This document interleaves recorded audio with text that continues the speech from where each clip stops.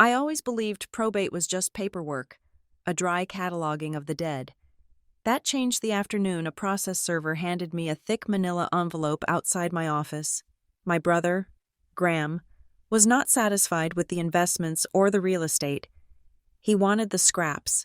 Reading the summons, I realized he was listing my chipped teacups and private journals as stolen assets. He did not want the money. He wanted to own the narrative. The rhythm of the warehouse was the only thing that made sense to me anymore. I stood on the steel catwalk overlooking the floor of Marlin Coast Logistics, watching the forklifts weave in and out of the high aisles like synchronized swimmers. There was a comfort in the geometry of it all. Pallet A went to Bay 4. Manifests were signed. Inventory was counted, if something was missing. We ran a trace report and found it. There was no ambiguity in logistics. There were no hidden motives in a shipping container. I was 32 years old, and I had spent the last 5 years carefully constructing a life that was small, orderly, and entirely mine. My apartment in Hawthorne Harbor was a 20-minute drive away. My car was paid off. My plants were watered on Wednesdays and Saturdays. I had successfully made myself boring. I had done it on purpose. After growing up in the Thompson household, where the emotional weather could shift from tropical calm to hurricane-force winds in the span of a dinner conversation, I treated predictability like a religion. Then the intercom buzzed. Chloe Thompson to the front desk. The receptionist's voice crackled. "There's a delivery for you." I checked my watch. It was 2 p.m. I was not expecting a package.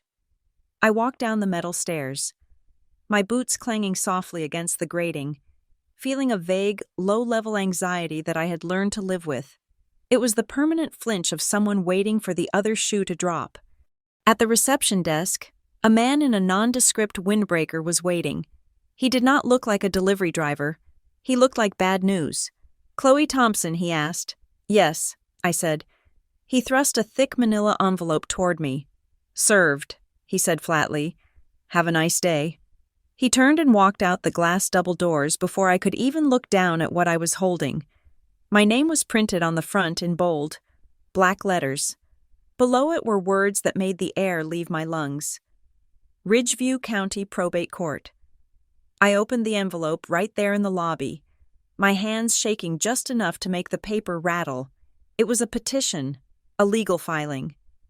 I scanned the dense blocks of text, catching phrases that felt like physical blows.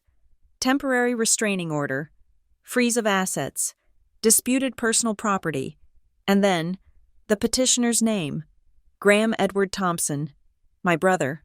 I felt a cold flush spread through my chest. Our mother had died 3 months ago. It had been a sudden aneurysm, a quick and merciless exit that left me reeling and Graham, typically, managing the optics. We had not even had the funeral service yet because Graham wanted to wait for the weather to improve in the spring, so the outdoor reception would look better in photographs. I read the cover letter again. Graham was petitioning the court to freeze the estate. That part I understood. Probate was complicated, but the second paragraph was a nightmare. He was requesting a restraining order over disputed personal property, explicitly naming items located in the residence of Chloe Thompson. He was suing me for things inside my own apartment. I went back to my office, closed the door, and sat in the dark for 10 minutes. The warehouse hummed outside, indifferent and steady. But my own carefully ordered world had just developed a structural crack. 2 days later, I sat in a leather chair at Juniper and Vale Legal Group. The office smelled of old paper and lemon polish. My attorney, Sarah Juniper, was a sharp woman with silver hair cut in a severe bob and glasses that she peered over with terrifying intelligence.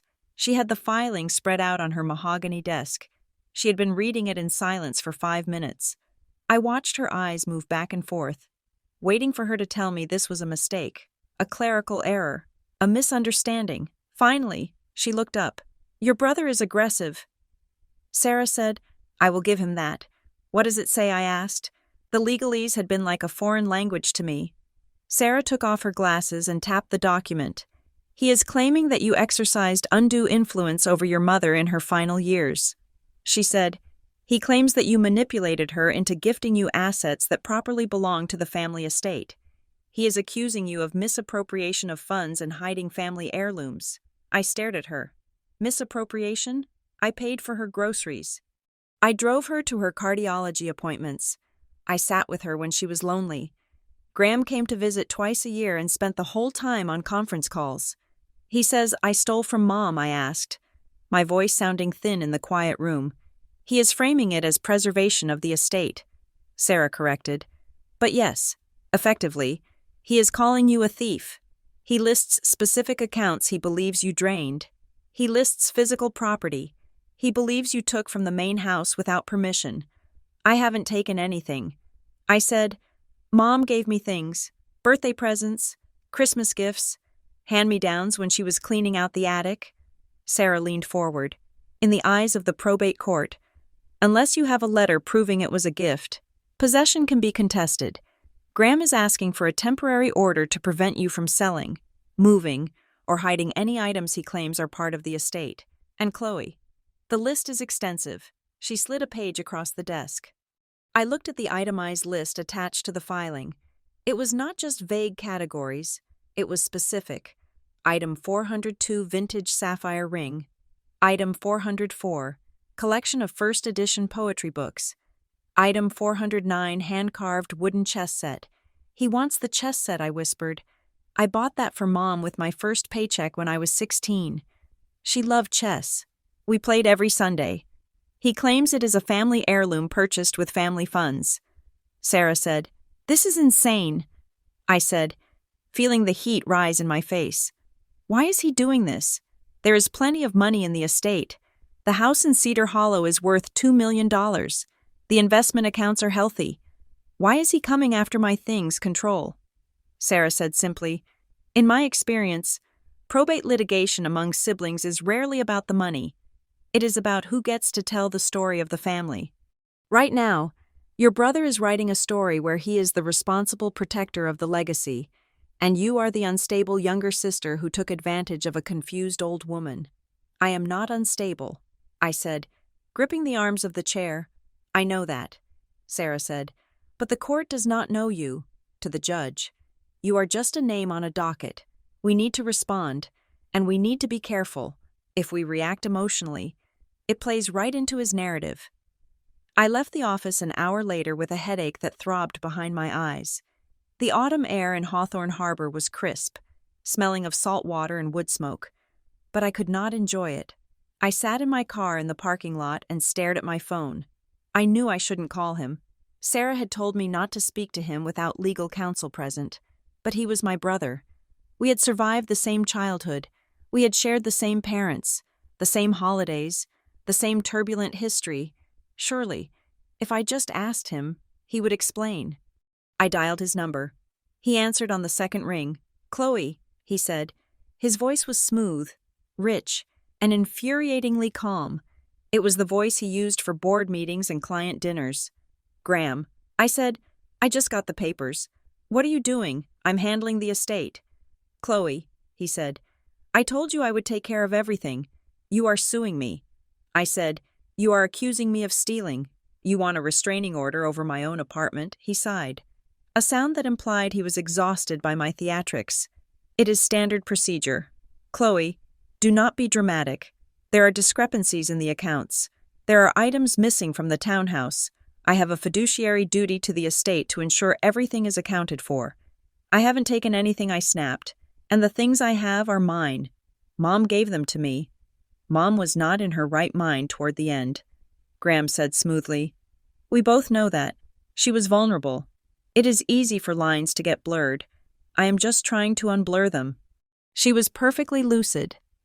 Graham, I said, she did the crossword puzzle in pen every morning until the day she died. You would know that if you had ever been there. There was a silence on the line. It was heavy and cold. I am not going to argue with you, Graham said. His tone dropped an octave, becoming softer, more dangerous. You should really get a lawyer. Chloe, stop embarrassing yourself. Just return what belongs to the family. And this can all go away. What belongs to the family, I asked. What exactly do you think I have? The court will handle it, he said. And then he hung up. I stared at the phone, my hand trembling. He hadn't raised his voice once. He hadn't called me names. He had just steamrolled me with that polished, corporate indifference that made me feel 6 years old again. Standing in the hallway while he explained to our parents why the broken vase was my fault, I started the car. I needed to see the house. I needed to go to Cedar Hollow. Cedar Hollow was an hour drive inland, a town of manicured lawns and colonial houses that looked like they were made of sugar and old money. Our mother's townhouse was in a gated community called the Enclave. It was a beautiful, suffocating place. I drove up to the gate, expecting to wave at the security guard, old Mr. Henderson, who had known me since high school, but Mr. Henderson wasn't there. It was a new guard, a young guy looking bored. I gave my name, and he checked a list. "You are cleared for entry," he said. I drove to the townhouse. It sat at the end of a cul-de-sac, brick and ivy, looking exactly as it had when I visited Mom 3 months ago. I parked in the driveway and walked up the path, fumbling for my keys. I slid my key into the deadbolt. It went in, but it wouldn't turn. I frowned and jiggled it. Nothing. I tried the knob. Locked. I stepped back and looked at the door. That was when I saw it. A small blue sticker adhered to the glass of the storm door. Property managed by Stonegate Property Services. No trespassing. My stomach dropped. Graham had changed the locks. He had hired a management company. He had locked me out of my own mother's house before the estate was even settled. I walked around to the back. There was a patio door that sometimes stuck. Mom used to keep a spare key inside a fake rock by the hydrangeas, but I knew Graham would have found that. He was thorough. However, Graham was not the one who did the gardening. I went to the garage side door. It had a digital keypad. Mom had set the code 10 years ago. It was my birthday. Graham probably didn't know that. He probably thought it was a random string of numbers. I punched in the code. 0, 8, 1, 2. The light blinked green. The lock clicked. I let out a breath I didn't know I was holding and slipped inside. The garage smelled of gasoline and potting soil. I stepped into the mudroom and then into the kitchen. The house was silent. It was cold. The thermostat set to an efficiency level that Mom would have hated. The curtains were drawn. I walked through the living room, feeling like an intruder. It was my childhood home, or at least the home of my adulthood visits, and yet the air felt hostile. I looked around, and that was when the sense of violation truly hit me.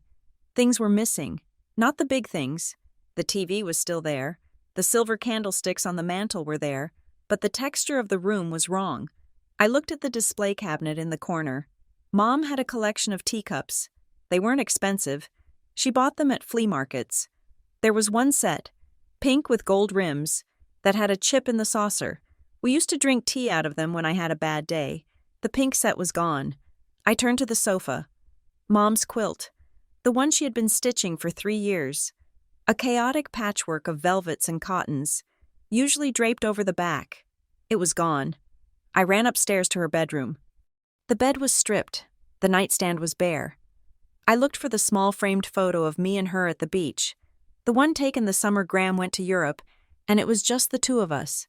It usually sat right next to her lamp, gone. I stood in the center of the room, my hands shaking. These weren't assets. These weren't things you could sell at an auction house. A chipped teacup, an unfinished quilt, a snapshot in a cheap plastic frame. Why would Graham take these? He wouldn't. He didn't care about quilts, which meant he had hired someone to clear the house, or he had instructed Stonegate to remove personal effects, or worse, he knew exactly what mattered to me. And he had taken it just to prove that he could. It felt invasive. It felt like someone had walked into my memories and started editing them with a red pen. I heard a car door slam outside. Panic surged through me. If Stonegate found me here, Graham would use it. He would tell the judge I was breaking and entering. He would say I was looting the estate. I moved quickly. I didn't touch anything else. I went back out through the garage, wiped the keypad with my sleeve, and slipped out the side gate, just as a white van with the Stonegate logo pulled into the driveway. I drove back to Hawthorne Harbor in a daze. I felt sick. That night, Tessa came over. Tessa Marlowe had been my best friend since college. She was an ER nurse, which meant nothing fazed her. She could look at a severed limb and think about tourniquets. She looked at my life and immediately started triaging. "He changed the locks," Tessa asked.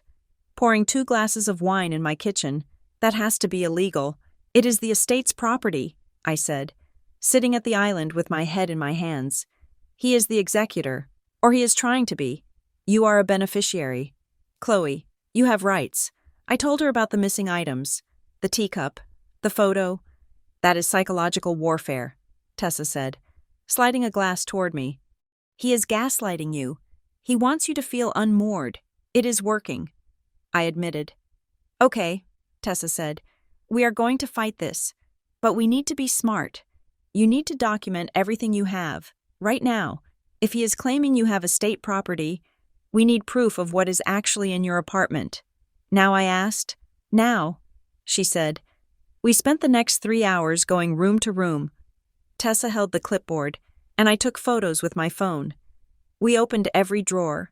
We photographed my clothes, my books, my kitchen utensils, living room. Tessa announced, "Bookshelf." I snapped a photo of the shelves.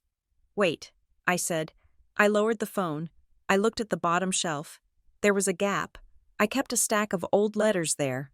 Letters Mom had written to me when I was in college. And a few she had written to Dad before he died. They were tied with a blue ribbon. They were gone. I felt a cold prickle on the back of my neck. I moved to the desk in the corner. I opened the top drawer.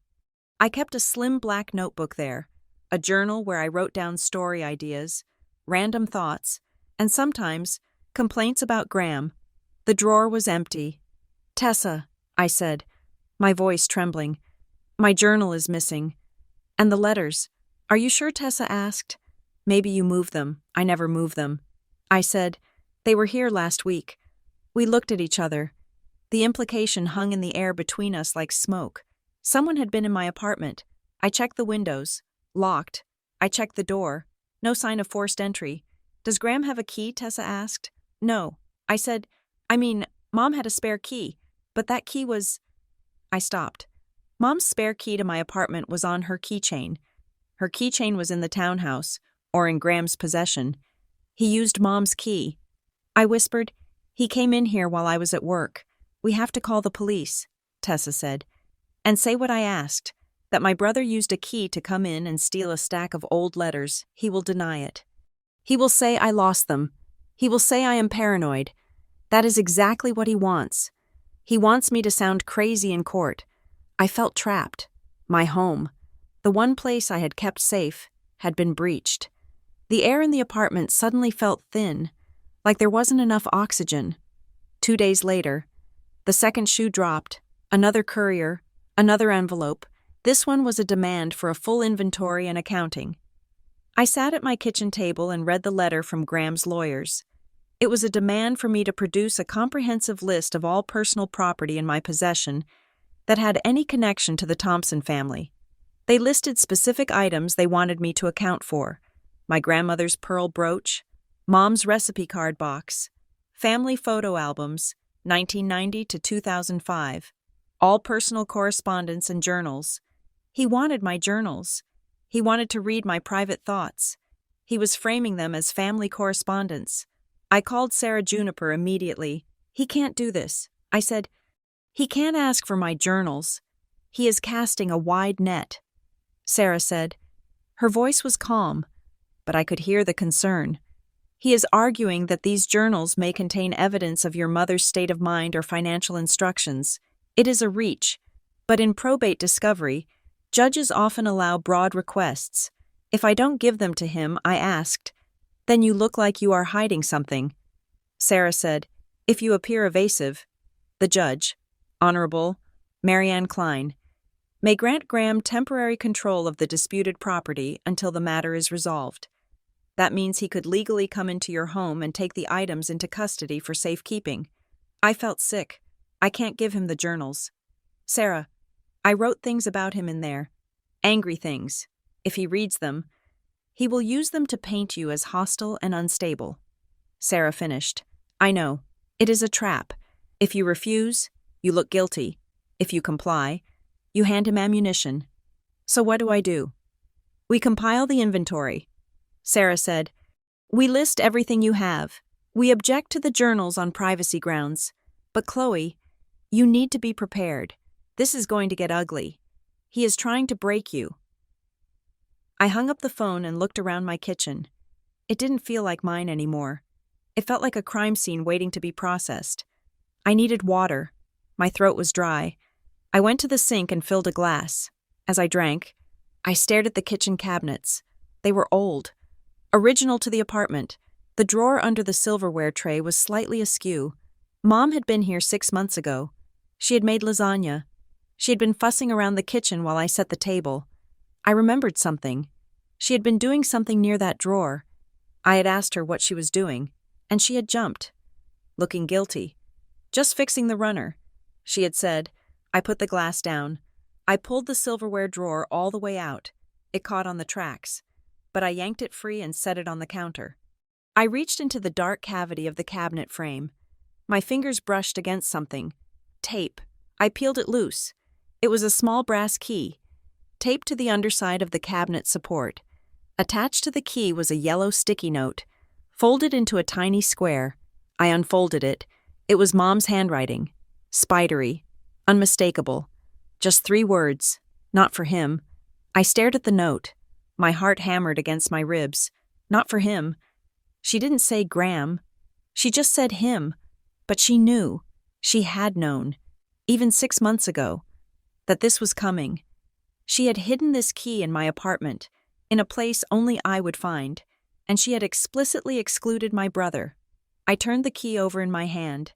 It was small, like a padlock key or a luggage key. It had a number stamped on it, 402. I didn't know what it opened. I didn't know where it led. But as I stood there in my compromised kitchen, holding the cold metal, the fear began to recede, replaced by something else, a spark. Graham thought he was writing the story. He thought he was the only one playing the game. But Mom had left a plot twist. I closed my hand around the key. "I am listening. Mom," I whispered. Then I put the drawer back in, took my phone, and called Tessa. "I found something."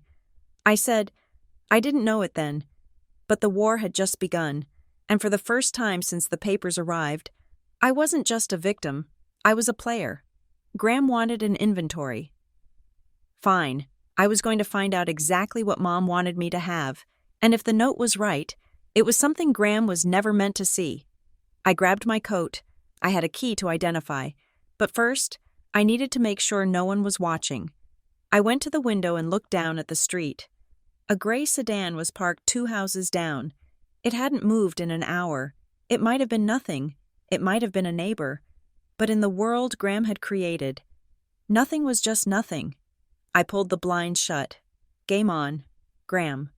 I put the key in my pocket, right next to my heart, and turned off the lights. The key sat on my kitchen counter for a full day before I figured out where it belonged. It was a small, brass instrument, the kind used for padlocks rather than front doors, with the letters NSC stamped into the metal head. I had stared at it while the coffee brewed, racking my brain, until a memory from 3 years ago surfaced. Mom had been complaining about the attic insulation being replaced and mentioned moving her winter things to the coop for a few months. Northline Storage Cooperative. It was a dilapidated facility on the edge of town, near the old rail yard, a place I hadn't thought about in years because it didn't fit the narrative of my mother's life in the pristine Cedar Hollow townhomes. Graham would never set foot in a place like Northline. He preferred climate-controlled facilities with biometric access and concierge service. That, I realized, was exactly why she had chosen it. I drove there on a Tuesday morning, calling in sick to Marlin Coast Logistics for the first time in 4 years. The guilt of missing work pricked at me, but the anxiety of the probate filing was sharper. The facility office smelled of stale coffee and sawdust. The manager, a guy named Rick with grease under his fingernails, squinted at the key I held up. "Unit 42, he said, tapping a keyboard that looked like it belonged in a museum. "Paid in full. Cash. Always cash." My mother, who balanced her checkbook to the penny and kept digital records of every utility bill, had been paying cash for a storage unit. I walked down the long, corrugated metal hallway. The fluorescent lights buzzed overhead, flickering in a way that made the shadows jump. I found Unit 42. It was secured with a heavy-duty padlock. I slid the key in. It turned with a satisfying, heavy click. I rolled the metal door up. It rattled violently, the sound echoing in the empty corridor like a gunshot. Inside, the unit was small, perhaps 5 feet by 5 feet. It was clean, dry, and surprisingly organized. There were 4 cardboard boxes stacked against the back wall, and on top of them, a large, translucent plastic bin. I stepped inside and pulled the string to turn on the single bulb hanging from the ceiling. I opened the first cardboard box. It was mundane: winter coats, a box of old tax returns from the 90s, her collection of ceramic lighthouses that she had stopped displaying 10 years ago. It looked like ordinary decluttering. Then I reached for the plastic bin on top. It was sealed with heavy-duty tape, the kind you have to cut with a knife, but it was the label that made my breath hitch. It was written on a large index card, taped to the lid with clear packing tape to protect it. House list. Read aloud. I stared at the words. Read aloud. Not inventory, not property. It was a directive. It was a command. Next to the bin was a red expansion folder. The label on this one was even more chilling. For the court if necessary. I sank down onto the concrete floor, ignoring the cold seeping through my jeans. I felt a strange vibration in my chest, a mixture of terror and vindication. Mom hadn't just hidden things. She had prepared a defense. I didn't open the bin. I didn't want to break the seal without a witness. I grabbed the folder and the bin, locked the unit back up, and drove straight to Sarah Juniper's office. Sarah looked at the plastic bin sitting on her conference table as if it were an unexploded ordnance. "Do not open it yet," she said, her voice sharp. She walked around the table, examining the seal. "If we open this now, Graham's lawyers will claim we tampered with the contents." She said, "They will say we planted items or removed context. We need to document the seal. We need to log the condition." She looked at the red folder. "This, however, we can look at." She opened the folder marked, "For the court if necessary." Inside was a single sheet of yellow legal paper with a list of dates and times, and a series of receipts stapled to the back. Sarah scanned the page, her eyebrows knitting together. "Chloe," she said slowly, "this isn't a will. This is a log. Your mother was tracking when Graham visited." I looked at the paper. April 4th, 2 hours, asked about the deed. May 12th, lunch, asked if I still had the safety deposit box key. June 1st, phone call, angry about the car. He was pressuring her. I whispered, "It looks that way." Sarah said, "But be careful. In probate court, this can be tricky. A judge might see this as trial by letter, since your mother isn't here to be cross-examined. Graham's team will argue this is hearsay. They will say she was paranoid, or that you guided her hand in writing these notes. But I didn't know about them, I protested. That is what we will argue," Sarah said. "But the existence of this list changes things. It suggests your mother anticipated a conflict. She knew Graham would come for the assets, and she built a firewall. The question is the firewall strong enough?" She tapped the plastic bin. House list. Read aloud. She read, "That is a very specific instruction. It suggests she wanted these items to be public. She didn't want them quietly distributed. She wanted them seen. We need to get this into evidence." I said, "We will," Sarah said, "but we have to be strategic. If we drop this bomb too early, Graham will just pivot. He is good at pivoting. We need to wait until he commits to a position that this box contradicts, as if summoned by the mention of his name." Sarah's assistant knocked on the door and handed her a fax. "Speak of the devil," Sarah muttered. She read the document, her face hardening into a mask of professional neutrality. "It is from Ketteridge and Shaw," she said. "Graham's lawyers. What do they want?" "They are escalating," she said. "They are demanding you turn over all family property voluntarily within 48 hours. If you do not, They are filing a motion for sanctions. And, Chloe, they are requesting a court order to search your home for estate assets. Search my home. I felt the blood drain from my face, like a raid. Essentially, Sarah said, they are claiming that because you have been evasive and have not provided a full inventory, there is a risk of dissipation.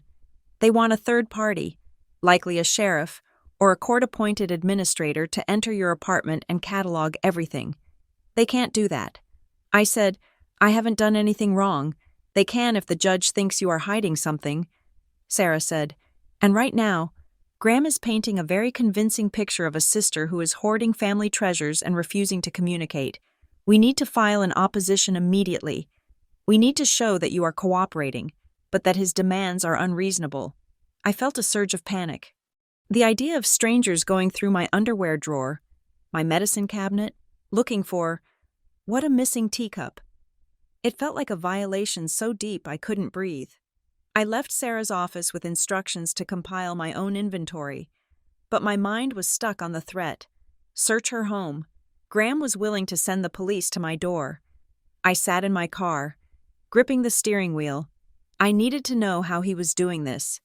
How was he moving so fast? I thought about the lock on Mom's townhouse, the sticker, Stonegate Property Services. I pulled out my phone and dialed the number on the sticker I had photographed. Stonegate Property Services. This is Brenda. Hi, I said, trying to keep my voice steady. I am calling about the property at 44 Elm Court in Cedar Hollow, the Thompson residence. Oh, yes, Brenda said. We just did the initial securement on that one. Is there a problem? I am Chloe Thompson, the owner's daughter. I said, I was trying to get in, but the locks are changed. I was wondering when the work order was placed. Let me check, Brenda said. I could hear typing. Okay, here it is. Work order was placed by Graham Thompson, status acting representative of the estate. Date I asked, November 12th. Brenda said. I froze. November 12th, I asked. Are you sure? Yes, ma'am. November 12th at 9 a.m. My mother had died on November 10th. Graham had called Stonegate less than 48 hours after her death. But that wasn't the worst part. On November 12th, we hadn't even met with the funeral director. There was no will reading. There was no court appointment. Graham wasn't the acting representative. He was just a grieving son, legally speaking. He had lied to the property management company to get control of the house before I even had a chance to process that she was gone. He moved fast. I thought, he moved fast because he assumed he would never be questioned. He assumed I would be too sad, too passive, too Chloe to check the dates. The grief that had been sitting on my chest like a wet wool blanket for months suddenly shifted. It didn't disappear, but it changed temperature. It got hot. I hung up the phone. He lied. I said to the empty car. I closed my eyes and a memory flashed behind my eyelids. I was 12. Graham was 18. He had taken my bicycle, a bright red cruiser I saved up for, and lent it to his girlfriend without asking. She had crashed it, bending the frame. When I came home crying, holding the twisted handlebars, Graham hadn't apologized. He had looked at our parents, sighed, and said, Chloe is being so dramatic. It's just a bike. I told her she should have put it in the garage. She left it out. He had rewritten the reality in real time. He made my loss my fault. He made my anger look like hysteria, and my parents, exhausted by his confidence, had nodded. You should be more careful with your things. Chloe. My dad had said. I opened my eyes. He had been doing this my whole life, taking what he wanted, breaking what didn't matter to him, and then telling the world that I was the one who was broken. I wasn't going to let him do it this time. I needed to know more about Mom. If she had a secret storage unit, what else did she have? I looked at the folder I had taken from the unit. Tucked in the back pocket was a brochure for the Harbor Light Community Legal Clinic. It was a nonprofit downtown, a place that helped people with eviction notices and restraining orders. Why would Mom have this? She lived in the Enclave. She didn't have landlord disputes. I drove to the clinic. It was in a strip mall between a laundromat and a discount shoe store. The waiting room was full of people looking tired and anxious. I walked up to the reception desk. Excuse me, I said. I know this is strange, but I found this brochure in my late mother's belongings. Eleanor Thompson. I was wondering if she was a client here. The receptionist, a young woman with bright purple braids, looked up. Thompson, she asked. Eleanor. Yes. A door behind the desk opened, and an older woman with gray frizzy hair and a kind, lined face stepped out. She was wearing a cardigan that had seen better days. Did I hear you say Eleanor Thompson? The woman asked. Yes, I said. I am her daughter. Chloe. The woman's face softened instantly. She came around the desk and took my hands. Oh, honey, she said. I am so sorry. We heard she passed. We were devastated. I am Martha. I run the clinic. Did she need legal help? I asked. Confused. Martha laughed. A warm, raspy sound. No. Dear, she didn't need help. She gave it. Your mother was our silent angel for 10 years. Martha said. She came in every Tuesday morning to do filing, answer phones, and organize the case files. And she lowered her voice. She paid the filing fees for women who couldn't afford them, specifically for women trying to leave abusive marriages or fight for custody against high-powered ex-husbands. I stared at her. My mother, the quiet woman who drank Earl Grey and knitted quilts, had been funding a legal war chest for vulnerable women. She never told me. I said, she didn't want the credit. Martha said, she used to say, I can't change my own situation, but I can help them change theirs. I never knew exactly what she meant by that, but she was fierce. Chloe, quiet, but fierce. She always said she wanted to help women who didn't have the loudest voice in the room. The loudest voice, Graham. Graham was always the loudest voice. Mom had spent her life being drowned out by him, and before him, maybe by Dad's imposing personality. She couldn't fight them directly, so she fought a proxy war here, in this strip mall clinic. She left you something, Martha said suddenly. She went back into her office and returned with a small envelope. She told me to give this to you if you ever came by. She said, Chloe is smart. She'll figure it out eventually. I took the envelope. It wasn't sealed. Inside was a slip of paper with a single line of text. Trust your memory, not his. I walked out of the clinic feeling like the ground had shifted beneath my feet. I wasn't just fighting for teacups anymore. I was fighting for the woman my mother had secretly been. When I got back to my apartment, the dread was waiting for me. There was a FedEx envelope stuck to my door. I ripped it open in the hallway. Subpoena Ducis Tecum. It was a command to produce documents, but not just property lists. Graham was subpoenaing my phone records, my text messages for the last 3 years, my personal emails, and most humiliating of all, my workplace emails from Marlin Coast Logistics. The reasoning was laid out in the attached rider. Petitioner seeks to establish a pattern of instability and potential dissipation of assets discussed in correspondence. He wanted to read my text to Tessa. He wanted to read the emails I sent to my boss when I was stressed.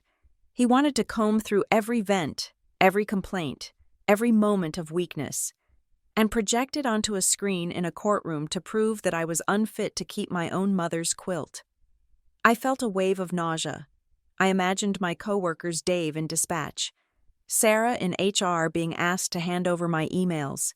I imagined them reading the private jokes, the mundane details of my life. It was an exposure so total, it felt like being stripped naked in the town square. I went inside and locked the door, sliding the deadbolt home with a trembling hand. He wasn't just trying to win, he was trying to destroy my reputation. He wanted to make me so afraid of public humiliation that I would just sign over the estate and disappear. I sat on the floor and hyperventilated for 2 minutes. Then I called Tessa. "Get over here," I wheezed. "Bring wine. And your laptop."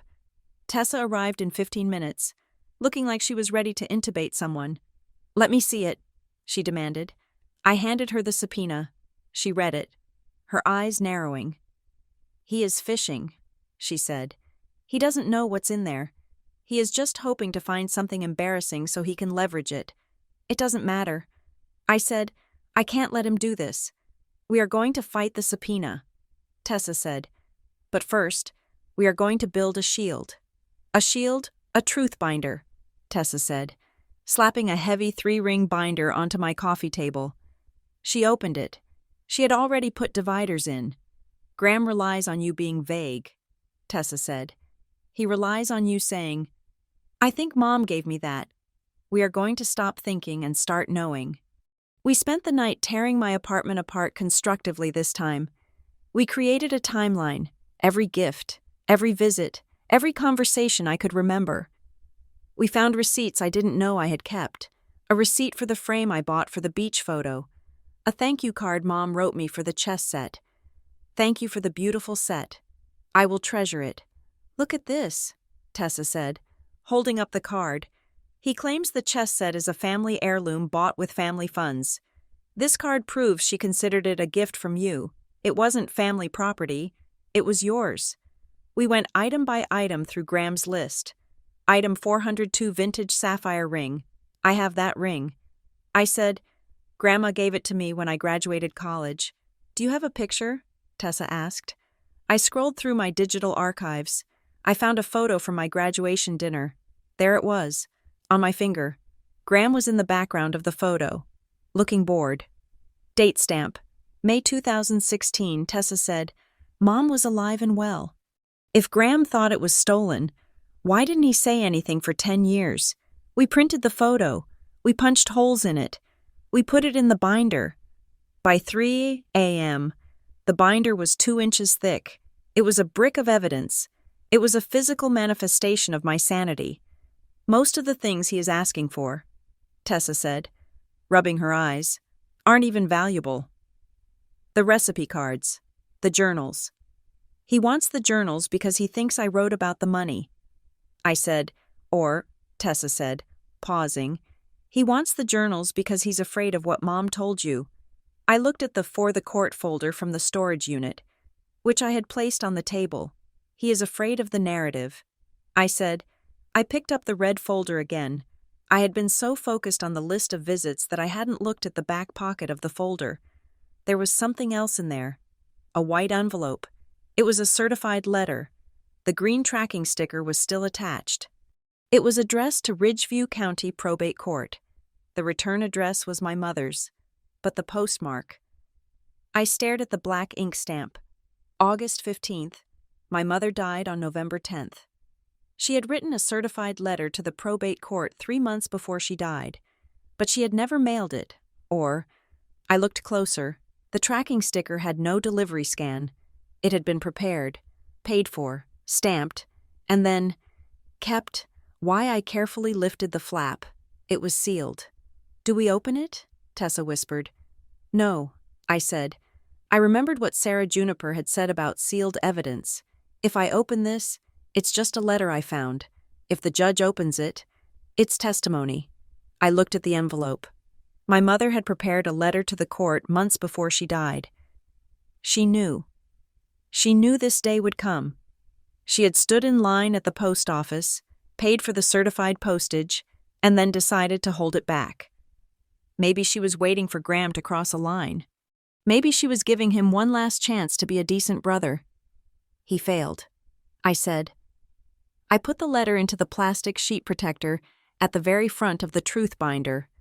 The sun was starting to come up over Hawthorne Harbor, casting a gray light into the living room. I felt exhausted, my eyes gritty. But the panic from the subpoena had been replaced by a cold, hard resolve. Graham wanted a search. He wanted a war over who controlled the story. He had no idea what was waiting for him in Unit 42. I closed the binder. Let him come. I said. The courtroom smelled of floor wax and stale anxiety. It was a smell I recognized from the waiting room of the hospital where my mother died. A scent that said, life was about to be reduced to paperwork and decisions made by strangers. I sat at the mahogany table next to Sarah Juniper, keeping my hands folded in my lap to stop them from trembling. Across the aisle, Graham looked like a portrait of grieving dignity. He wore a charcoal suit that fit him perfectly, his tie a somber shade of slate gray. He was speaking to his attorney, Marcus Shaw, with a hushed, deferential posture that suggested he was just a simple man looking for answers. not a corporate shark trying to bulldoze his sister. "All rise," the bailiff announced. Judge Marianne Klein swept in. She was a woman in her 60s with a face that had seen every variation of human pettiness and had no patience for any of it. She took her seat, adjusted her glasses, and looked down at the file as if it were a student's disappointing report card. Thompson versus Thompson. She read, "Petition for temporary restraining order and inventory accounting." She looked up, her gaze pinning Graham and then me. "I have read the filings," Judge Klein said. Her voice was dry. "And I must say, I am disappointed. This court exists to administer estates, not to referee sibling rivalries that should have been settled in therapy. You are turning grief into warfare, Your Honor." Marcus Shaw stood up, buttoning his jacket. "We agree entirely. My client, Mr. Thompson, wants nothing more than peace. He is simply trying to preserve the integrity of the family legacy. Unfortunately, Ms. Thompson has been withholding sentimental property to control the family story. She has refused reasonable requests for transparency." I felt the heat rise in my cheeks. Withholding I was protecting. Sarah stood up. "Your Honor, that is a mischaracterization. My client has been subjected to aggressive demands for items that are clearly personal gifts. The petitioner is using the probate process to harass his sister." Judge Klein held up a hand. "I am not interested in the theatrics," she said. "Mr. Thompson, you are requesting a freeze on assets located in your sister's home.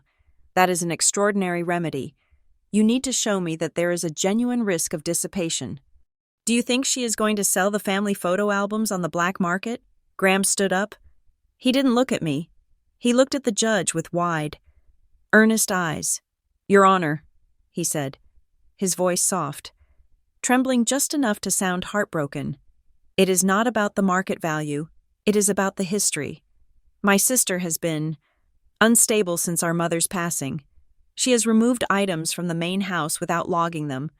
I am just afraid that in her grief, she might discard things that mean the world to the rest of the family. I just want fairness." I watched him.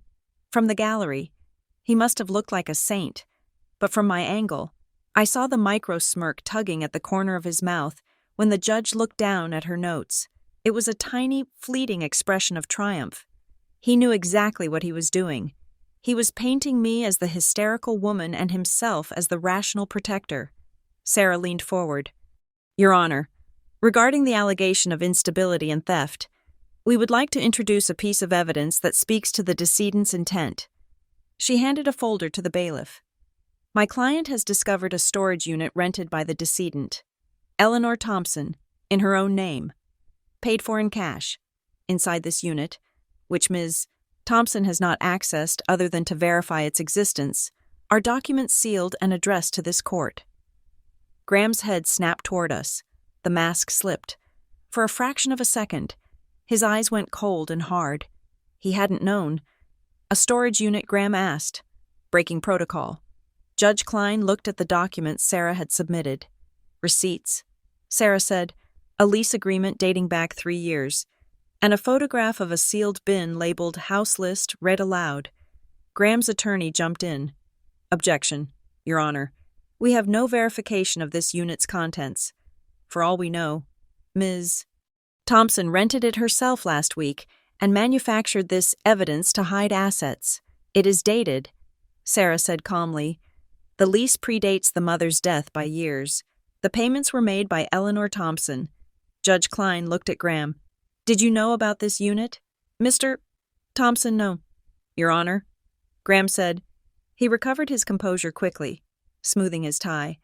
"My mother never mentioned it, which makes me worry what my sister might have put in there." The judge sighed.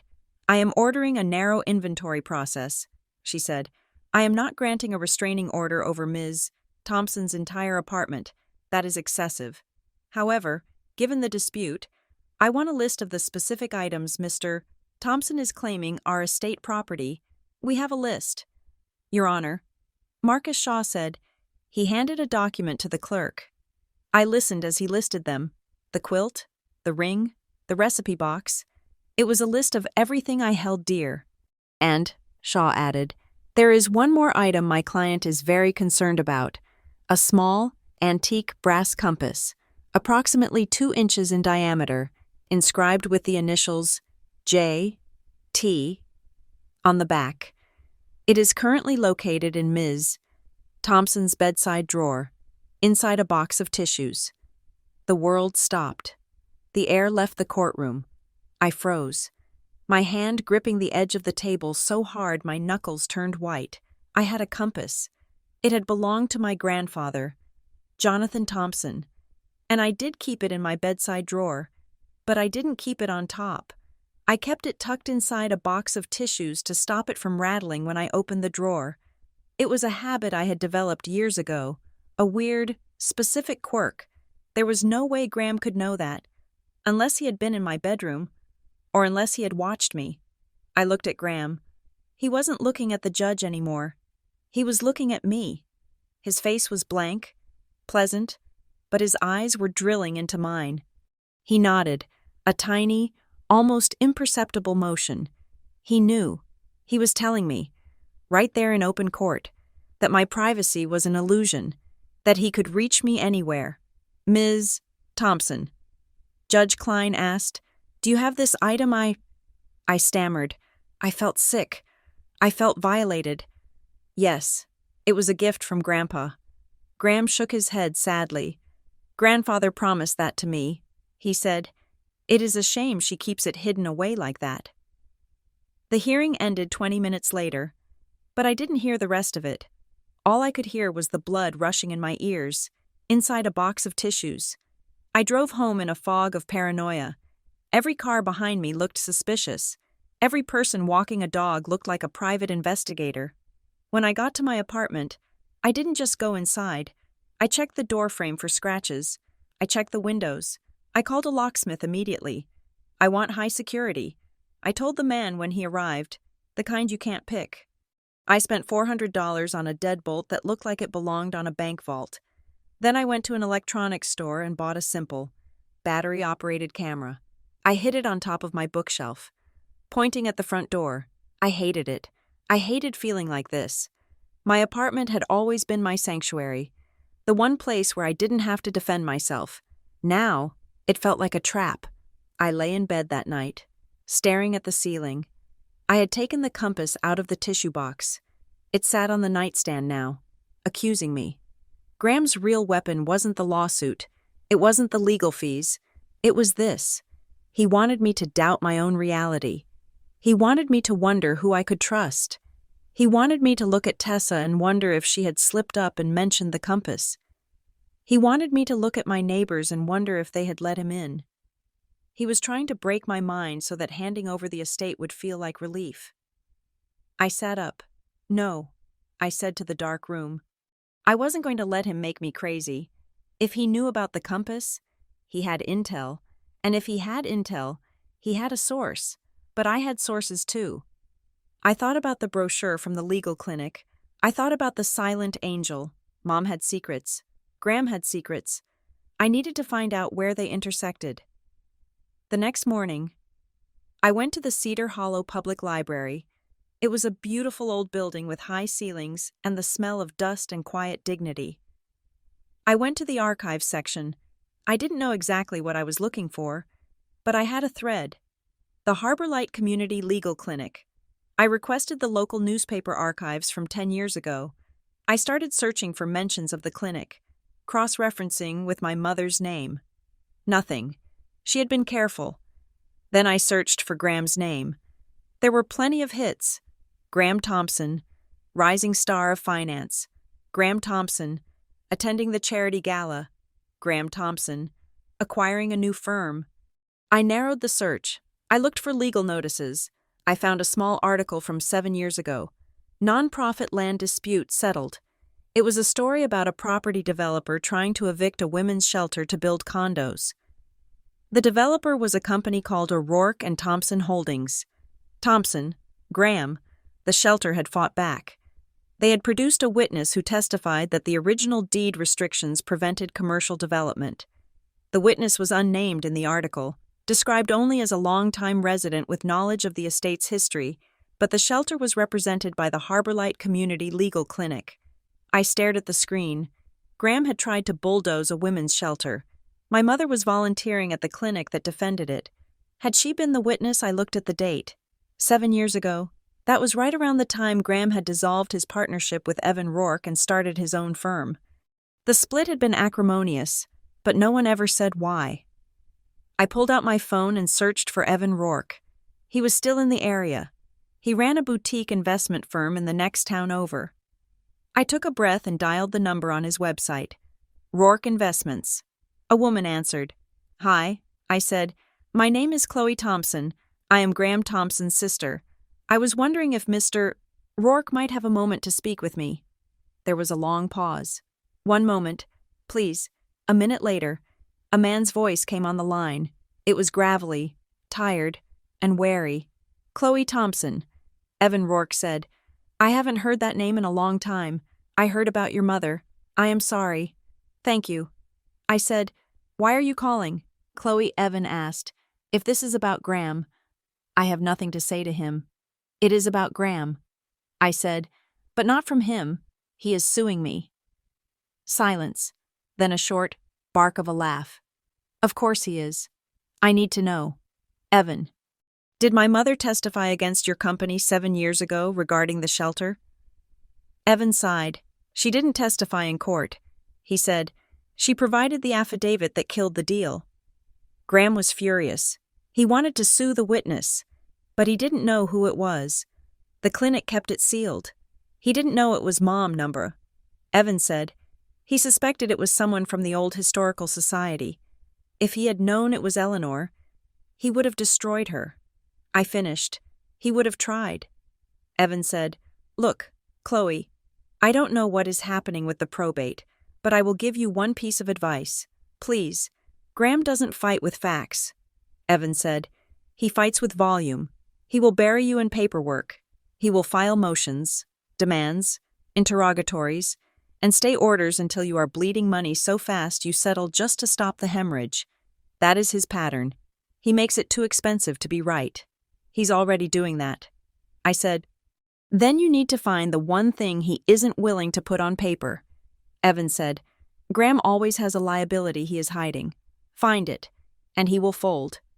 I thanked him and hung up. A liability. I thought about the storage unit, the for the court folder. Mom knew his pattern too. She had watched him do it to Evan. She had watched him do it to the shelter. She knew she couldn't stop him from coming after her estate. So she had prepared a minefield. I met Sarah Juniper for lunch the next day. I felt steadier. The paranoia was still there, buzzing in the background like a faulty light. But the conversation with Evan had given me a framework. This wasn't personal persecution. It was a business strategy.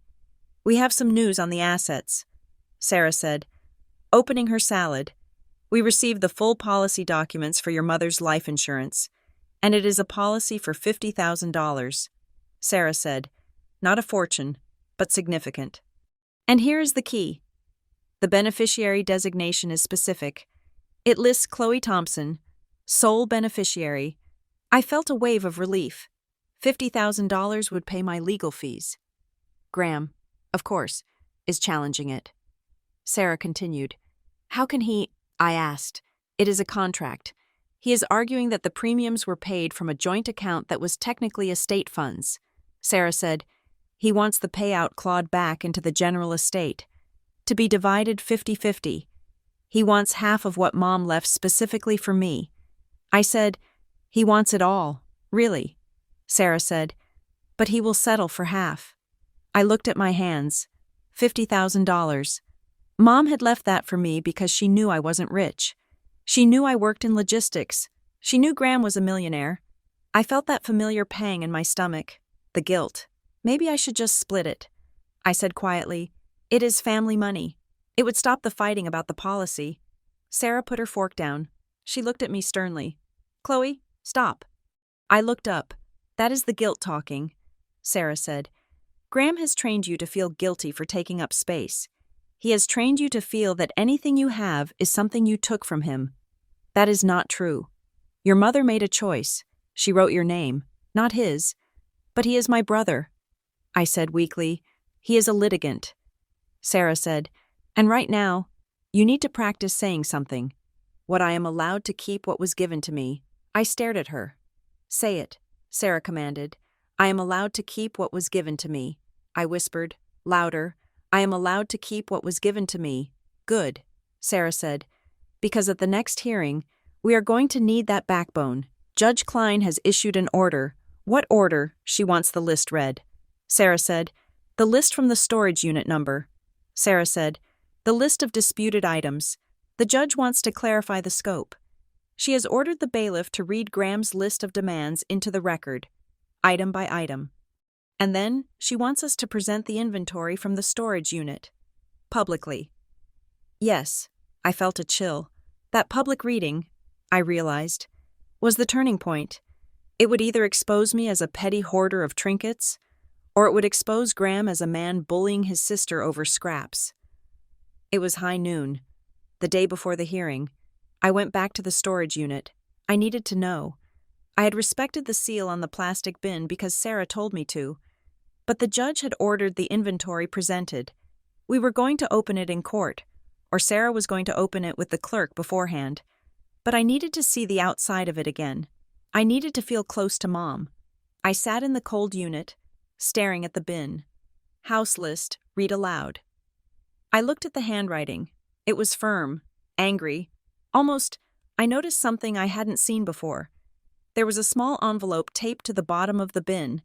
I had missed it because the bin was heavy. I tilted it up. The envelope said, Chloe, read this first. I hesitated. Was this allowed? It was addressed to me, not the court. I carefully peeled the tape back. I opened the note. It wasn't a list. It was a letter. My dearest Chloe, if you are reading this, he hasn't stopped. I hoped he would. I hoped that when I was gone, he would finally be satisfied with the house and the money. But I know my son. He is a black hole. Chloe, he will try to take your memories because he has none of his own. The things in this bin are not just things. They are the truth.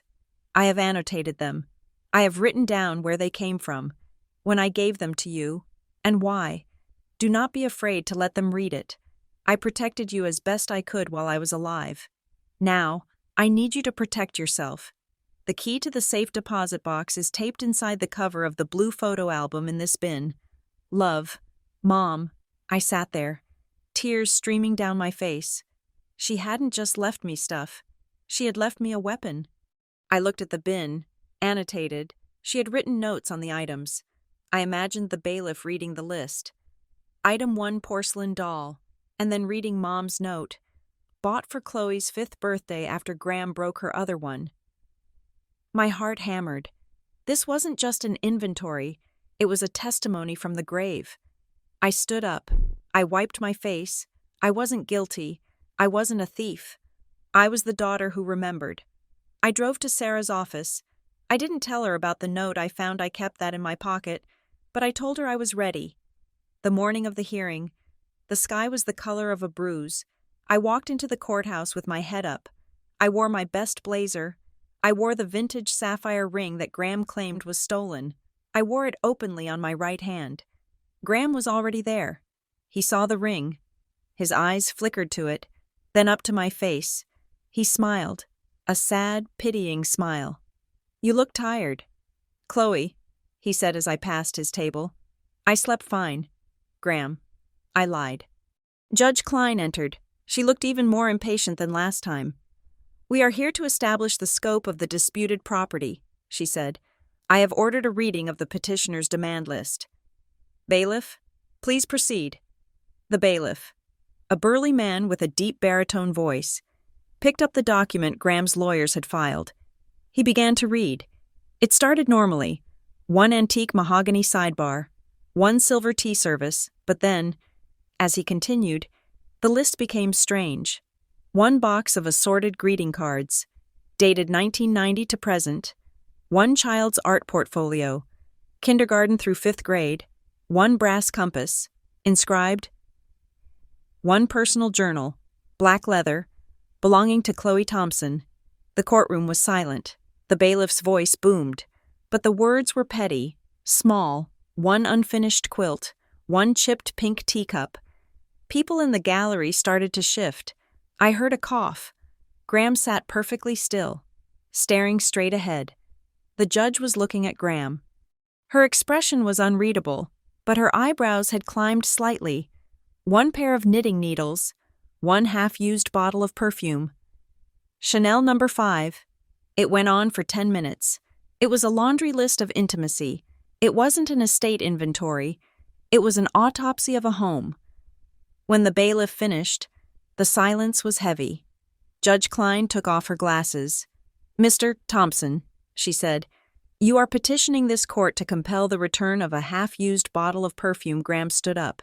It was her signature scent. "Your Honor, it has sentimental value." "And the child's art portfolio?" the judge asked. "Is that a Rembrandt?" "It is family history." Graham said, "It is control. I thought—" Sarah stood up. "Your Honor, we would now like to present the contents of the storage unit. As per your order, we have brought the bin labeled House List Read Aloud." She signaled to the clerk, who placed the plastic bin on the evidence table. "We request permission to open the seal and have the contents cataloged into the record." Judge Klein nodded. "Proceed." Sarah took a pair of scissors. The sound of the tape being cut was loud in the quiet room. She lifted the lid. She reached in and pulled out the first item.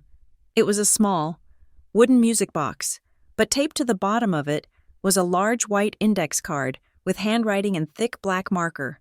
Sarah looked at it. She paused, read it. "Ms. Juniper," the judge said. Sarah cleared her throat. "Item music box," she read. Then she read the note. "Given to Chloe on her 16th birthday. Graham forgot to call her that year. He was in Aspen." A ripple went through the room. Graham stiffened. Sarah pulled out the next item, a silver hairbrush. She read the note. "Chloe's brush. I used to brush her hair when she cried because her brother told her she was ugly." The air in the room changed. It went from legal boredom to electric shock. This wasn't just a list. It was an indictment. I looked at Graham. The color had drained from his face. He wasn't smirking anymore. He was looking at the bin as if it contained a bomb. And it did. Sarah reached for the next item. It was a blue photo album.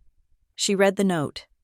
"Photos of the trip to the Cape, the only vacation we took without Graham, because he said he was too busy to spend time with boring people. He later claimed we excluded him." I watched my brother, for the first time in my life. I saw him look small. The judge leaned forward, her eyes wide. "Continue." "Ms. Juniper," Judge Klein said. I sat back in my chair. I felt a strange, vibrating calm. Read it all. I thought, read it all. The courtroom adrenaline faded the moment we stepped out into the gray afternoon light, leaving me with a hangover that had nothing to do with alcohol. It was a vulnerability hangover.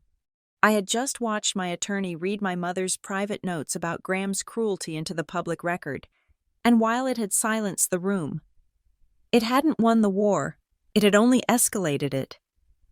"We need to be careful," Sarah Juniper said as we walked to her car. She didn't look triumphant. She looked worried. "We landed a punch today, a hard one. But Graham is not going to retreat. He is going to regroup, and he is going to come back with a scorched earth strategy." "What do you mean?" I asked, wrapping my coat tighter against the wind. "We used the annotated notes to shock him," Sarah said. "But the judge, Marianne Klein, is a stickler for procedure. She allowed the introduction of the bin to establish context, but she hasn't admitted the entire contents into evidence yet. If we just rely on Mom's emotional letters, Graham's team will file a motion to suppress them as prejudicial hearsay. They will say it is just an angry diary, not a legal document. So what do? We build a fortress around the diary," Sarah said. "We don't submit everything as emotional letters. We use objective pieces, receipts, photos, witness statements. We prove that the notes aren't just ramblings. They are captions to a reality we can prove with hard data. We let the annotated list speak only if the judge allows it as corroboration, not as the primary argument." I nodded, though my brain felt like it was packed with cotton. I was fighting a war on two fronts, the legal one in the courtroom, and the psychological one inside my own head. The next morning, I focused on the one loose end that had been keeping me awake at night: the intruder. Graham knew about the compass in my tissue box. He knew too much. The thought of him, or someone he hired, walking through my apartment while I was at work made my skin crawl. It felt like a physical contamination. I sat at my kitchen table with my laptop and the truth binder Tessa and I had built. I went back to the timeline. I pulled up the digital logs from my building's front buzzer system. I had requested them days ago, but the management company had been slow. Finally, they had sent over a PDF. I scanned the dates. 3 weeks ago, Tuesday, 10 in the morning, I was at work. There was a buzz-in recorded for apartment 3B. My apartment. The code used wasn't mine. It was a maintenance override. I called the building manager immediately. "Hey, this is Chloe in 3B. I said, trying to keep my voice light. "I noticed a maintenance entry on the logs from the 14th. I don't remember putting in a work order." "Oh, let me check," the manager said. "I heard the clicking of keys." "Yeah, that wasn't us directly. That was a scheduled inspection. We had a guy from an external vendor come in to check the radiator valves in all the units on the 3rd floor." "What vendor?" I asked. "Stonegate Property Services." He said, "They handle our overflow maintenance sometimes." Stonegate. The same company Graham had hired to secure Mom's townhouse. The same company that put the sticker on her door. My blood ran cold. "Did he check all the units?" I asked. The manager paused. "You know, that is weird. The log says he only keyed into 3B. Maybe the other tenants weren't home or didn't answer." "Who was the technician?" I asked. "Work order says Mike Varese." I hung up. I didn't need to be a detective to connect the dots. Graham had used his contract with Stonegate to send a technician to my building under the guise of maintenance. He had probably told them it was a safety check for the estate. Or maybe he just bribed Mike Varese to look around while he was fixing the radiator. I called Sarah. I found him. I said, "It wasn't a burglar. It was a handyman from Stonegate. Graham sent him." Sarah moved fast. Within 2 hours, she had filed a motion regarding unauthorized entry and potential tampering with evidence. We attached the building logs and the Stonegate connection. Graham's response came the next day. It was a letter from Marcus Shaw, his attorney. It was a masterpiece of corporate gaslighting. "Mr. Thompson sincerely apologizes for the miscommunication regarding the inspection at Miss Thompson's residence. As the executor, he believed he had the authority to ensure the safety of potential estate assets housed in the apartment. Specifically regarding climate control risks, the technician, Mr. Varese, was instructed only to verify the environmental conditions. If he inadvertently observed personal items, it was unintentional. Mr. Thompson regrets any distress this administrative error may have caused." An administrative error. He had broken into my home, rifled through my bedside table, found the compass, and reported back, and now he was calling it a miscommunication. "He is apologizing," Sarah said, reading the letter with a grim expression. "But notice what he isn't doing. He isn't admitting he ordered a search. He is claiming he ordered a climate check. It is slippery. It costs him nothing to say sorry, but it makes him look reasonable to the judge. Look, Your Honor, I made a mistake trying to protect the assets, and I apologized. My sister is the one blowing it out of proportion." He looked through my underwear drawer. "Sarah," I said, "the compass was in a tissue box. You don't find that checking a radiator." "I know," Sarah said, "and we will argue that, but prepare yourself. He's going to shrug this off." That night, the unraveling began. It wasn't a dramatic breakdown. I didn't throw things or scream. It was quieter, scarier. I was washing dishes. I was scrubbing a plate, watching the water run over the ceramic. The water was warm. The soap bubbles were iridescent. I scrubbed the plate. Then I blinked. The water was cold. The sink was overflowing. The floor was wet. I looked at the clock on the microwave. 40 minutes had passed. I had been standing there, scrubbing the same clean plate, for 40 minutes. While the water ran and my mind went somewhere else entirely, I turned off the faucet, my hands shaking, I looked at the water pooling around my socks. I didn't remember the last 40 minutes. I didn't remember thinking anything. It was just blank, a white static. My phone buzzed on the counter. It was Tessa. "Hey, just checking in." She texted, "You okay?" I stared at the phone. I tried to type, "Yes," but my fingers wouldn't move. I sat down on the wet floor and hugged my knees. "I am not okay," I whispered to the empty room. Tessa found me there 20 minutes later. She had a key now, a new one, for the new lock. She took one look at me, wet socks and 1,000-yard stare, and went into nurse mode. She turned off the kitchen light. She got me a towel. She made me tea. "You are dissociating," she said matter-of-factly. "It is a trauma response. Your brain is checking out because the stress is too high." "I am not traumatized," I said, my voice sounding hollow. "I am just in a lawsuit." "Chloe," Tessa said gently, "your brother is hunting you. He has invaded your home. He is rewriting your childhood. That is trauma. You need to talk to someone, not a lawyer, a professional." "I don't have time for therapy." I said, "I have to make an inventory." "You can't make an inventory if you are catatonic in a puddle of dishwater." Tessa said, "I am making the appointment. Doctor." Lila Serrano had an office that didn't smell like a courtroom. It smelled like lavender and old books. She was a small woman with dark eyes that seemed to see right through my defenses without breaking them.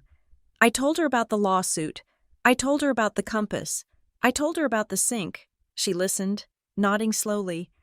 "I feel like I'm going crazy." I said, "Maybe Graham is right. Maybe I am unstable." That is the function of the strategy. "Doctor," Serrano said, "if he can make you distrust your own mind, he doesn't need to win in court. You will defeat yourself." I looked at my hands. "I am afraid." I admitted. "What are you afraid of?" she asked. Specifically, I took a breath. It was the truth I hadn't wanted to say out loud. Even to Tessa. "I am afraid that if I win, I lose him." "Explain that," she said. "He is the only family I have left." I said, "Mom is gone. Dad is gone. Graham is terrible. He is cruel.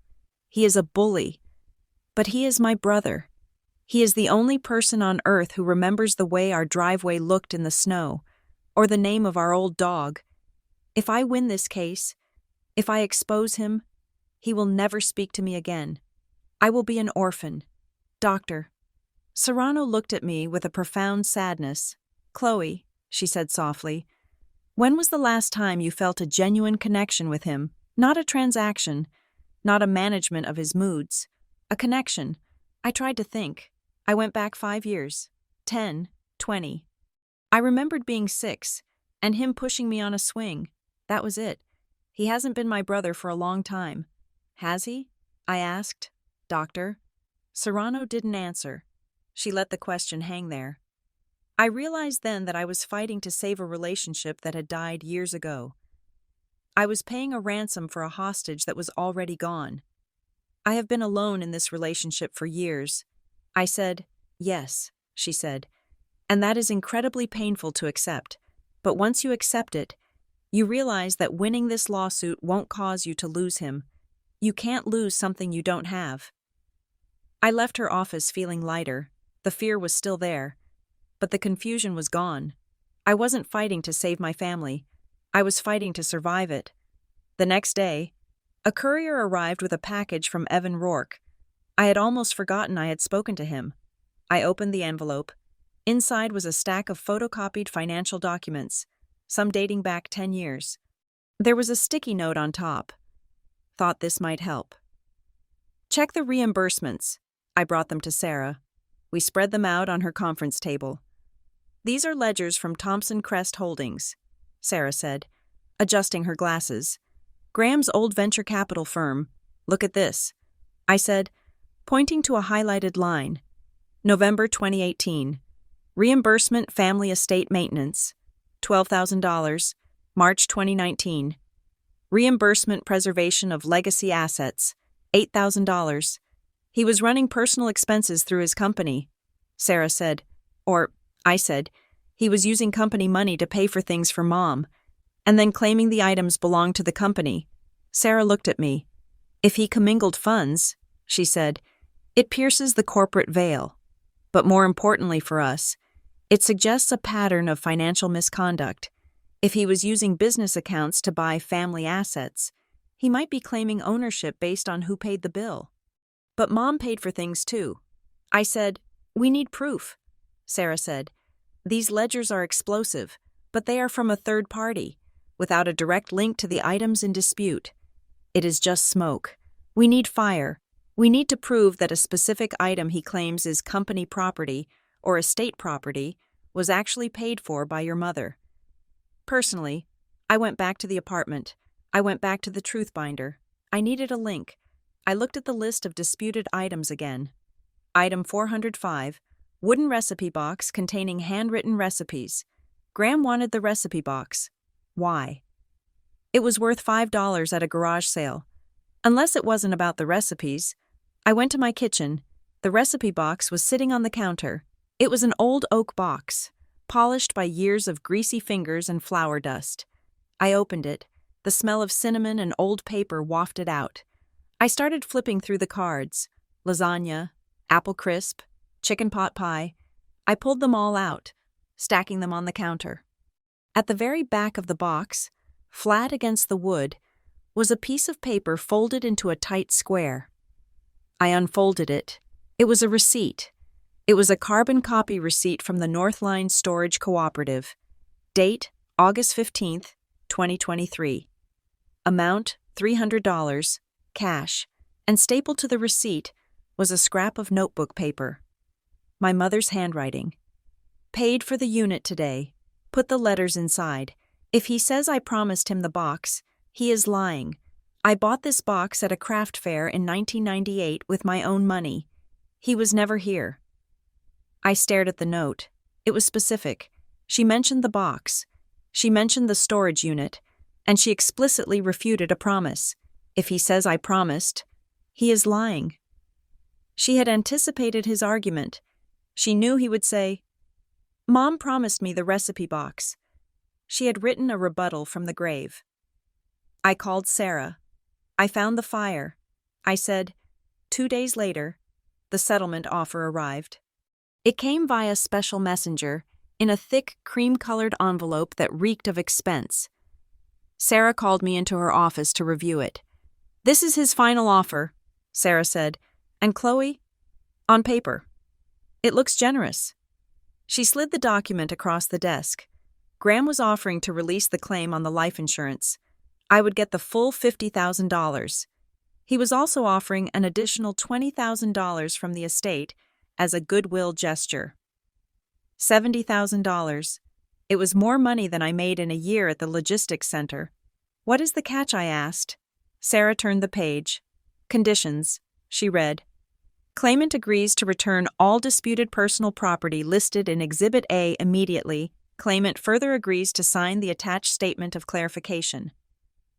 What is the statement of clarification? Sarah handed me a single sheet of paper. I read it.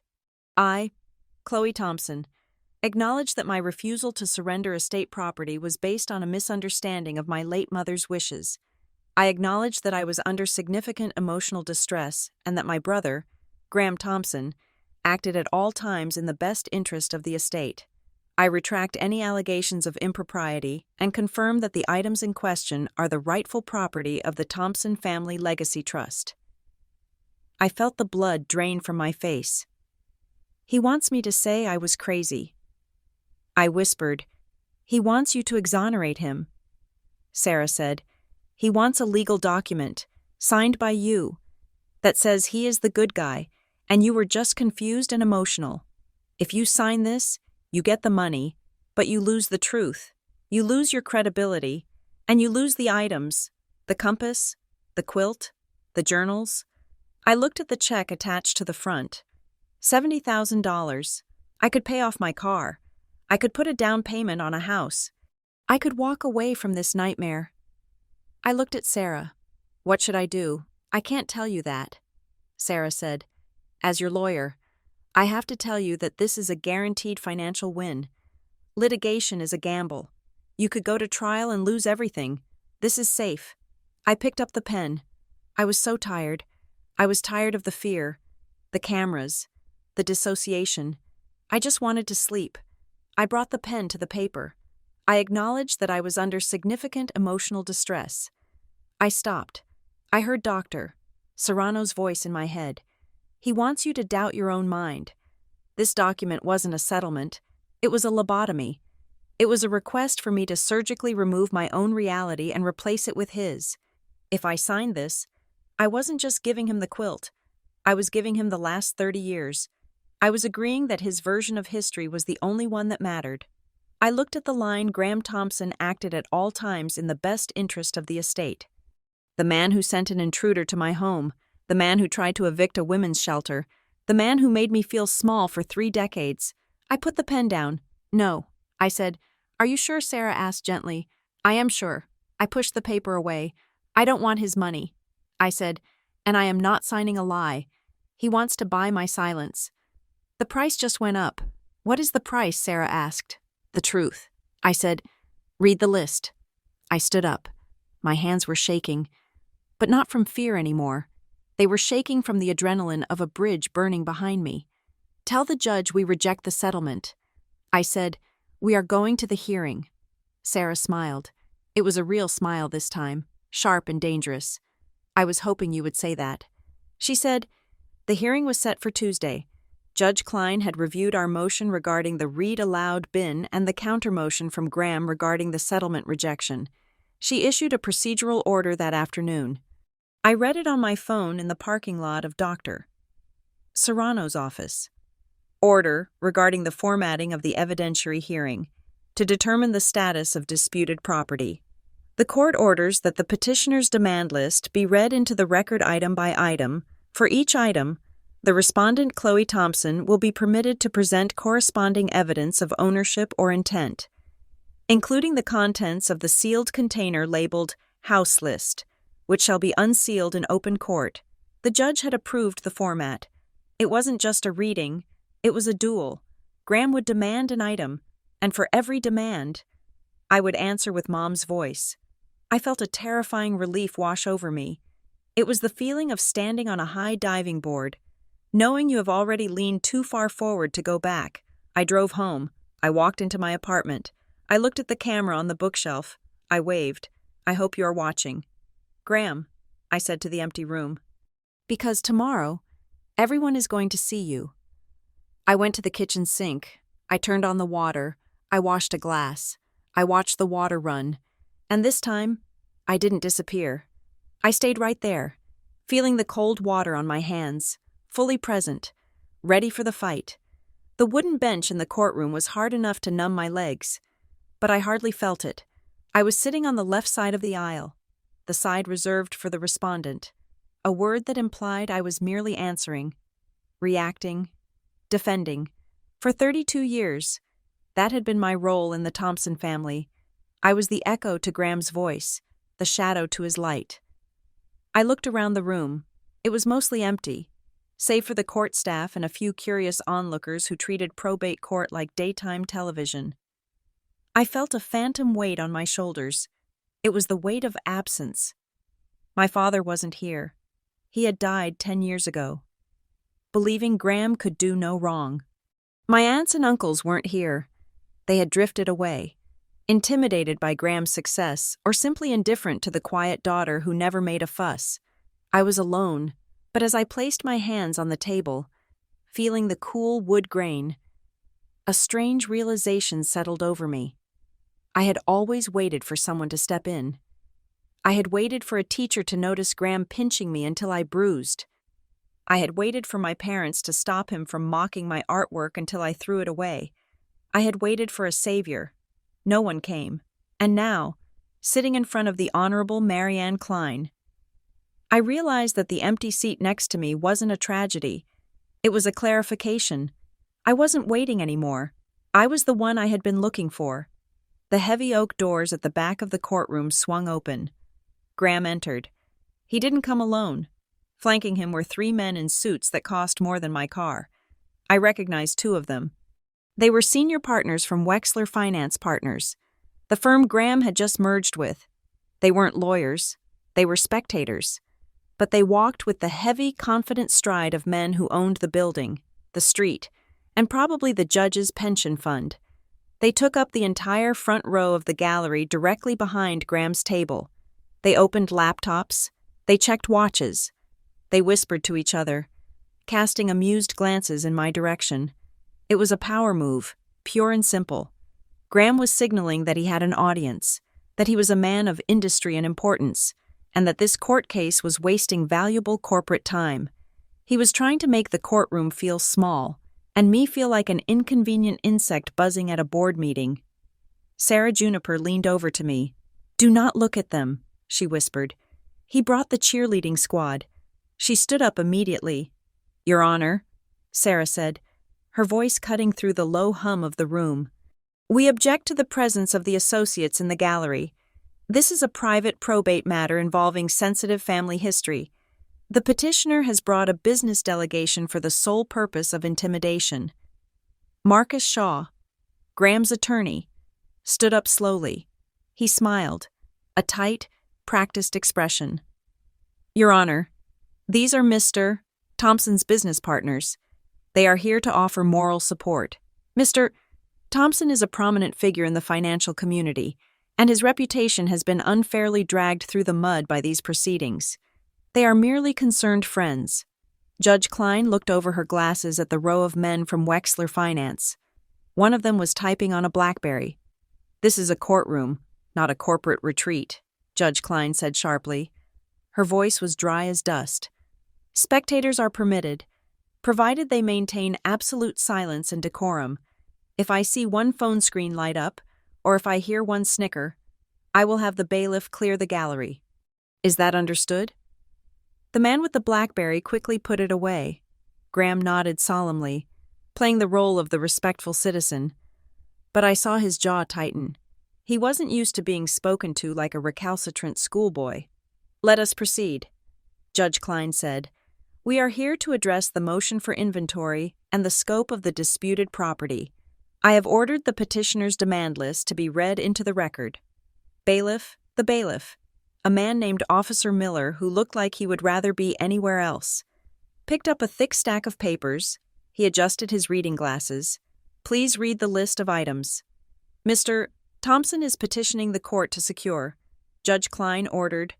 Officer Miller cleared his throat. "Item 1, he began.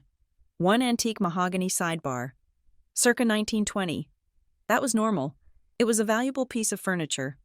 Item 2. Miller continued. One silver tea service, Sheffield plate. Standard. Item 3. One collection of first edition poetry books. I stared at the table. Those books were mine. I had bought them at used bookstores over 10 years. Graham didn't read poetry. He read market forecasts. Item 4. Miller read one personal journal, black leather, dates 2015 to 2018. A murmur went through the room. Item 5. One personal journal, red fabric cover, dates 2019 to present. The murmurs grew louder. Item 6. One box of personal correspondence, labeled condolence letters, Dad. My head snapped up. He wanted the letters people had sent me when Dad died. They were addressed to me, Chloe Thompson. They were personal notes from my friends, my teachers. Item 7. Miller droned on, his voice flat. One wooden recipe box. Item 8. One brass compass, inscribed, currently located in the respondent's bedside table. I felt a phantom hand reaching into my bedroom. The specificity was a weapon. He was proving he could see me. Item 9. One box of loose photographs, approximately 500 count. Item 10. One unfinished quilt, velvet and cotton. Item 11. One package of personal stationery, cream cardstock, monogrammed CT. The bailiff stopped. He looked at the judge, then back at the paper, as if checking to see if he had misread it. Item 12, he said, his voice rising slightly in disbelief. One half-used bottle of Chanel No. 5 perfume. The silence that followed was absolute. It was broken by a stifled laugh from the back of the room, not from Graham's suits. but from a clerk near the door. It was a sound of pure incredulity. I felt the heat rising up my neck. Humiliation burned in my chest. He was listing my life. He was listing my garbage. He was listing things that had no value to anyone but me, and he was demanding the legal right to take them away. But then, the burning feeling shifted. I looked at the judge. Judge Klein was not looking at the list anymore. She was looking at Graham. Her expression was one of profound confusion. I looked at the suits from Wexler Finance. They weren't checking their watches. They were looking at the back of Graham's head with something that looked like unease. They were businessmen. They understood assets. They understood real estate, stocks, bonds. They did not understand why a millionaire was suing his sister for a bottle of used perfume and her own diary. Graham had made a mistake. He had tried to be thorough. He had tried to be dominating, but in his obsession with control, he had crossed the line from prudent executor to petty tyrant. I sat up straighter.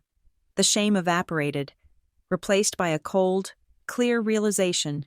They see it, I thought, for the first time in my life. The invisible dynamic of our family was being broadcast on a public frequency. The room was seeing the Graham. I knew the Graham who counted the cookies in the jar, the Graham who inspected my room for dust, the Graham who needed to own everything just so I couldn't have it. Judge Klein took off her glasses and set them on the bench with a click that echoed like a gavel strike. "Mr. Thompson," she said. Graham stood up. He buttoned his jacket, but the smooth confidence was gone. He looked stiff. "Yes, Your Honor, I am struggling to understand the legal basis for this list." Judge Klein said, "The probate court is concerned with the distribution of the estate's value. Can you please explain to me the fair market value of item 11, the personal stationery?" Graham cleared his throat. "Your Honor, the stationery was purchased with funds from the joint family account. Therefore, it is technically estate property. It is paper." "Mr. Thompson," the judge said, "it is paper with your sister's initials on it. What is the value?" "It is not about the resale value," Graham said, his voice taking on that familiar, condescending tone he used when I was being difficult. "It is about the principle. These items represent the family legacy, the journals, the letters. They contain the history of the Thompson family. As the executor, I have a duty to preserve that history. You want to preserve your sister's private diaries as family history?" Judge Klein asked. "They may contain information relevant to the estate's management." Graham said, "My mother often discussed financial matters with my sister." "So you are fishing," the judge said. "I am preserving," Graham insisted. "And the other items? The quilt? The compass? They have sentimental value. And sentimental value is value. The law recognizes that special goods have a worth beyond their price tag." Judge Klein stared at him. "Sentimental value belongs to the person who holds the sentiment." "Mr. Thompson," she said, "it is not a transferable asset you can liquidate. You cannot deposit a feeling in the bank." Sarah Juniper stood up. "Your Honor," Sarah said, "since the petitioner has raised the issue of family legacy and the intent behind these items, we believe this is the appropriate moment to introduce evidence regarding the decedent's actual intent." Judge Klein nodded. "Proceed." Sarah walked to the evidence table. She picked up the red expansion folder we had retrieved from the storage unit, the one marked "For the court if necessary." We moved to admit excerpts from the document contained in this folder. Sarah said, "This folder was found in a sealed storage unit rented by Eleanor Thompson. The document inside is a letter addressed to this court, dated August 15th of last year." Marcus Shaw shot up. "Objection. Your Honor, hearsay. The decedent is not here to authenticate this letter. We have no way of knowing if she was under duress when she wrote it, or if Ms. Thompson influenced its creation." Judge Klein held up a hand. "Mr. Shaw, you just argued that a bottle of perfume is critical estate property based on sentimental value. You open the door to intent. If your client claims to be the guardian of the mother's legacy, the mother's own words about that legacy are highly relevant. I will allow limited excerpts that pertain specifically to the disposition of personal property." She gestured to Sarah. Read the relevant passages. Ms. Juniper. Sarah opened the folder. She handled the paper with reverence. The courtroom was dead silent. Even the air conditioning seemed to pause. Sarah began to read. To the presiding judge, she read. My name is Eleanor Thompson. I am writing this because I know my son, Graham. I love him. But I know his nature. He views the world as a ledger. He believes that anything he does not possess is a loss. I saw Graham flinch. It was a small movement, a twitch of his shoulder, but it was there. I anticipate that upon my death, Graham will attempt to seize the personal effects in my home. Sarah read, he will call it preservation. He will call it legacy. It is control. The word hung in the air. Control. I am stating clearly and while of sound mind, Sarah continued, her voice gaining strength, that all personal items found in the possession of my daughter, Chloe Thompson, were given to her by me as gifts during my lifetime. The quilt, the books, the letters, and the small tokens of our life together, these are hers. They are not assets, they are memories, and I designate Chloe as the sole decision-maker regarding their keeping. Sarah lowered the paper. I specifically exclude Graham Thompson from any decision-making authority regarding my daughter's personal household. He has enough. He always has enough. Sarah placed the paper on the table. Graham was frozen. His face had turned a pale, waxy color. He wasn't looking at me anymore. He was staring at the red folder as if it were a venomous snake. His narrative, the devoted son protecting the confused mother's estate, had just been shredded by the mother herself. Marcus Shaw tried to recover. Your Honor, he said, his voice sounding thin. This letter, it is unverified. We don't know the context. The context seems quite clear. Mr. Shaw, Judge Klein said, she predicted exactly what is happening in my courtroom today. That lends it a significant amount of credibility. Graham leaned over and whispered furiously to his lawyer. Shaw nodded and stood up again.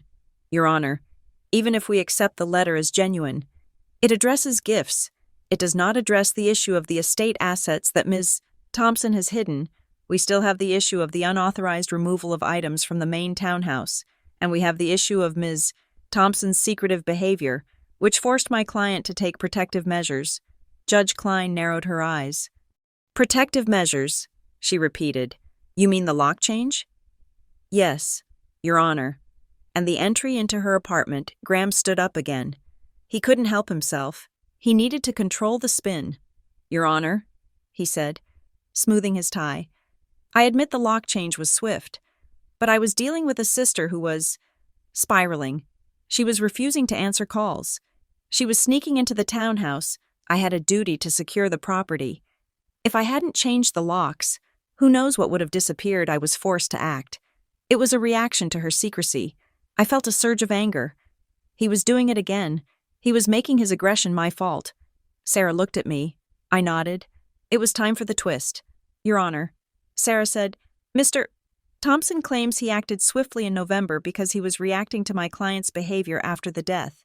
He claims he was forced to act in the moment. Yes, Graham said. It was an emergency preservation. Sarah picked up a new document. It was a single sheet of paper with a screenshot of a computer file directory. We received the petitioner's digital discovery files yesterday. Sarah said, specifically, the spreadsheet. Mr. Thompson submitted listing the missing inventory he claims my client stole. We did submit that. Shaw said, it proves items are missing. Sarah walked to the bailiff and handed him the paper to give to the judge. We had our forensic accountant look at the metadata of that spreadsheet. Sarah said, Graham went still. The file titled, Chloe Inventory Recovery. Sarah said, enunciating every word, was not created in November. It was not created after Eleanor Thompson died. She paused. It was created on August 10th, 3 months before she died. A collective gasp went through the room. Judge Klein looked at the document. She looked at the date stamp. August 10th. The judge read, Your Honor, Sarah said, Mr. Thompson didn't change the locks because he was reacting to grief or his sister's behavior. He had a spreadsheet ready to go while his mother was still alive. He was planning to seize these items before she had even passed. This wasn't preservation. It was premeditation. I looked at Graham. The polished veneer was gone. He looked stripped. The colleagues from Wexler Finance were exchanging glances that were no longer amused. They were horrified. They were watching a man who tracked his mother's death like a market acquisition. Graham opened his mouth to speak, but nothing came out. For the first time in his life, he didn't have a spin. The math didn't work. Judge Klein slowly lowered the paper. She took off her glasses and rubbed the bridge of her nose. When she looked up, her expression was terrifyingly calm. "Mr. Thompson," she said. Graham stood up. He looked shaky. "Yes, Your Honor. You stood there 5 minutes ago and told me you acted out of emergency necessity," she said. "You told me you were reacting to your sister. Graham stammered. "I may have started a preliminary list. Just for organization." "You started a recovery list while your mother was still breathing?" Judge Klein asked. Her voice was quiet, which made it worse. "I was just being prepared," Graham whispered. Judge Klein gathered her files. She stacked them with a sharp, decisive movement. "This hearing is no longer about dividing teacups," she said. She looked at Marcus Shaw. "Mr. Shaw, you have a serious problem. Your client's credibility is currently non-existent in this court. I am seeing evidence of predatory behavior, potential perjury regarding the timeline of events, and a pattern of harassment that borders on abuse of process." She looked at me. "Ms. Thompson," she said, "I am denying the petitioner's request for the journals, the letters, and the personal effects. They are yours." I let out a breath I had been holding for 3 months. However, Judge Klein continued, "We are not done. Given the revelation of the metadata and the unauthorized entry into Ms. Thompson's home, I am ordering a full evidentiary hearing on the conduct of the executor. I want to know exactly what else Mr. Thompson prepared before his mother died." She banged the gavel. "Court is in recess. We will reconvene in 48 hours for final arguments and testimony. And Mr. Thompson," Graham looked up. He looked like a ghost. "Do not go near your sister's property. If you so much as look at her apartment building, I will have you held in contempt so fast your head will spin. All rise." The judge swept out of the room. I sat there for a moment, unable to move. The Wexler Finance guys didn't wait for Graham. They stood up, buttoned their jackets, and walked out without saying a word to him. I heard one of them mutter, "Unbelievable." As he passed the bar, Graham stood alone at his table. He slowly packed his briefcase. His movements were mechanical. He turned to look at me. I expected anger. I expected the cold, dead look he gave me when we were kids. But there was something else in his eyes. Fear.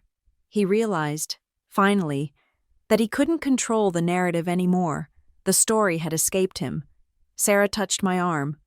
"Chloe, you okay?" I stood up. My legs felt strong. "I am fine." "Sarah," I said. I looked at Graham. "I'm ready for the rest," I said. Graham didn't answer. He turned and walked out, his footsteps echoing in the silence he had created. I looked at the red folder on the table. "Thank you, Mom," I whispered, but I knew it wasn't over. Graham was wounded, and wounded animals were dangerous. He had lost the skirmish over the journals, but he still held the keys to the main estate, and he still had the power to drag this out for years. The judge wanted a hearing on his conduct. That meant I had to testify. I had to get up on that stand and tell the whole story, not just about the storage unit, but about the years of silence. I walked out of the courtroom.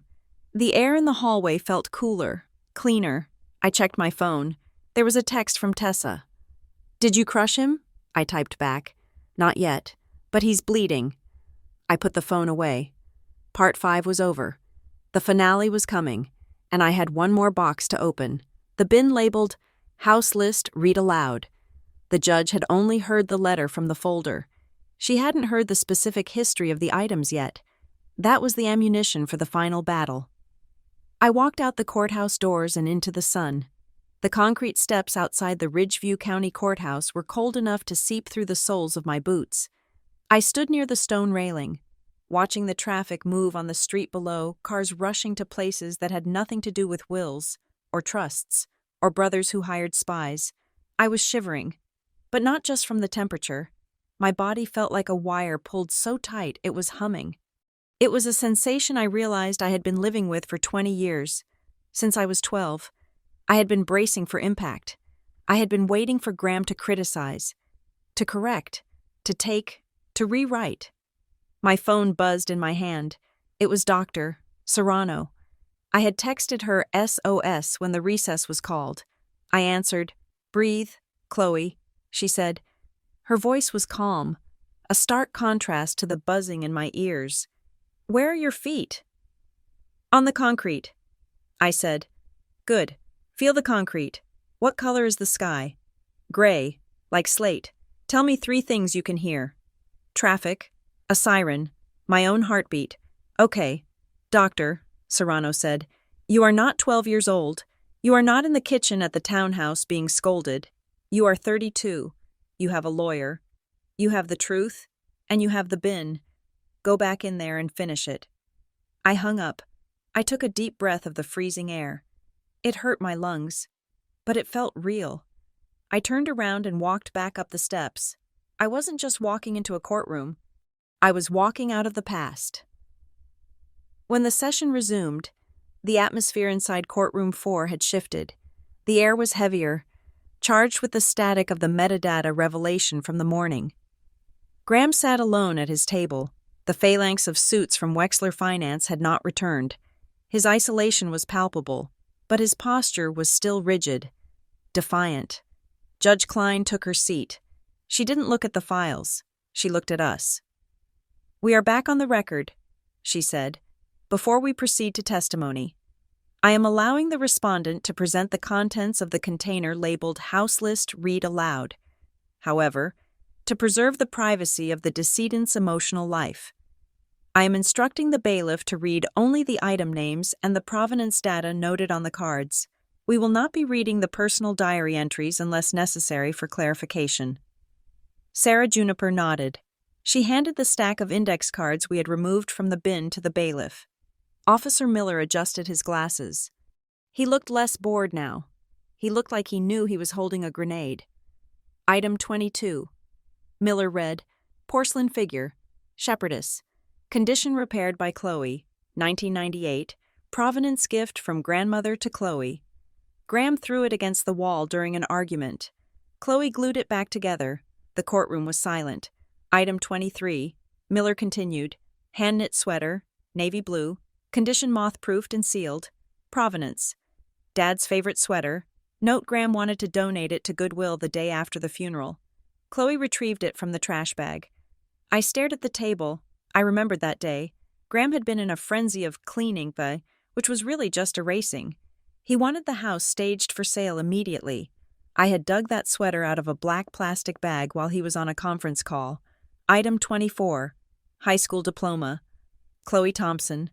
Condition frame glass cracked. Note cracked during move to college. Graham refused to help carry boxes. The list went on. It wasn't just a catalog of objects. It was a catalog of labor. It showed who had cared for the family history and who had treated it as inventory. Item 30. Silver locket. Note. Bought by Chloe with babysitting money for Mom's 50th birthday. Graham gave her a gift card. Every item read into the record stripped away another layer of Graham's narrative. He claimed he was the guardian of the legacy. The list proved he was merely the auditor. I was the curator. When the bailiff finished, the silence was thick. Graham was staring straight ahead, his jaw working. Judge Klein turned to him. "Mr. Thompson," she said, "please take the stand." Graham stood up. He walked to the witness box. He looked polished, but the shine was brittle. He took the oath. Marcus Shaw, his lawyer, stood up to question him. He tried to soften the blow. "Mr. Thompson," Shaw asked gentle questions. "You created the spreadsheet in August because you were concerned about your mother's health. Is that correct?" "Yes," Graham said, his voice smooth. She was declining. I wanted to be prepared, and you hired Stonegate Property Services to secure the assets I did. It is standard fiduciary practice. Shaw sat down. He knew better than to ask too much. He wanted to get Graham off the stand as fast as possible. Sarah Juniper stood up. She walked to the podium. She didn't bring any papers. She just looked at him. "Mr. Thompson," Sarah said, "you stated earlier that you knew my client had the brass compass because you saw it during a visit." "Yes," Graham said. "When was that visit?" Sarah asked. Graham blinked. "I don't recall the exact date. Sometime last year. Your sister's building logs show you haven't signed in as a guest in 3 years. Sarah said, "I might have stopped by and she buzzed me up without signing." Graham said quickly, "And did you enter her bedroom during this visit?" Sarah asked. "I might have used the restroom." "And you looked inside a tissue box on her nightstand?" Sarah asked, "because that is where the compass was hidden." Graham froze. He had walked into the trap. If he admitted he looked in the box, he was a snoop. If he denied it, he couldn't explain how he knew where it was. I must have seen it on the table," he stammered. "Maybe she took it out." "So you are saying under oath that the compass was sitting out in the opens?" Graham said, "That must be it." Sarah turned to the judge. "Your Honor, I would like to submit a photograph taken by my client's phone 3 days ago. It shows the compass inside the tissue box. Buried under 50 tissues, it is not visible from the outside." She held up the photo. "Graham," Sarah said, her voice dropping, "you didn't see it on a visit. You saw it because Mike Veras from Stonegate Property Services took a picture of it when he entered the apartment illegally on November 14th. Graham's face turned a mottled red. "I didn't order him to search," Graham snapped. "He went rogue." The judge leaned forward. "Mr. Thompson," Judge Klein said. Her voice was ice.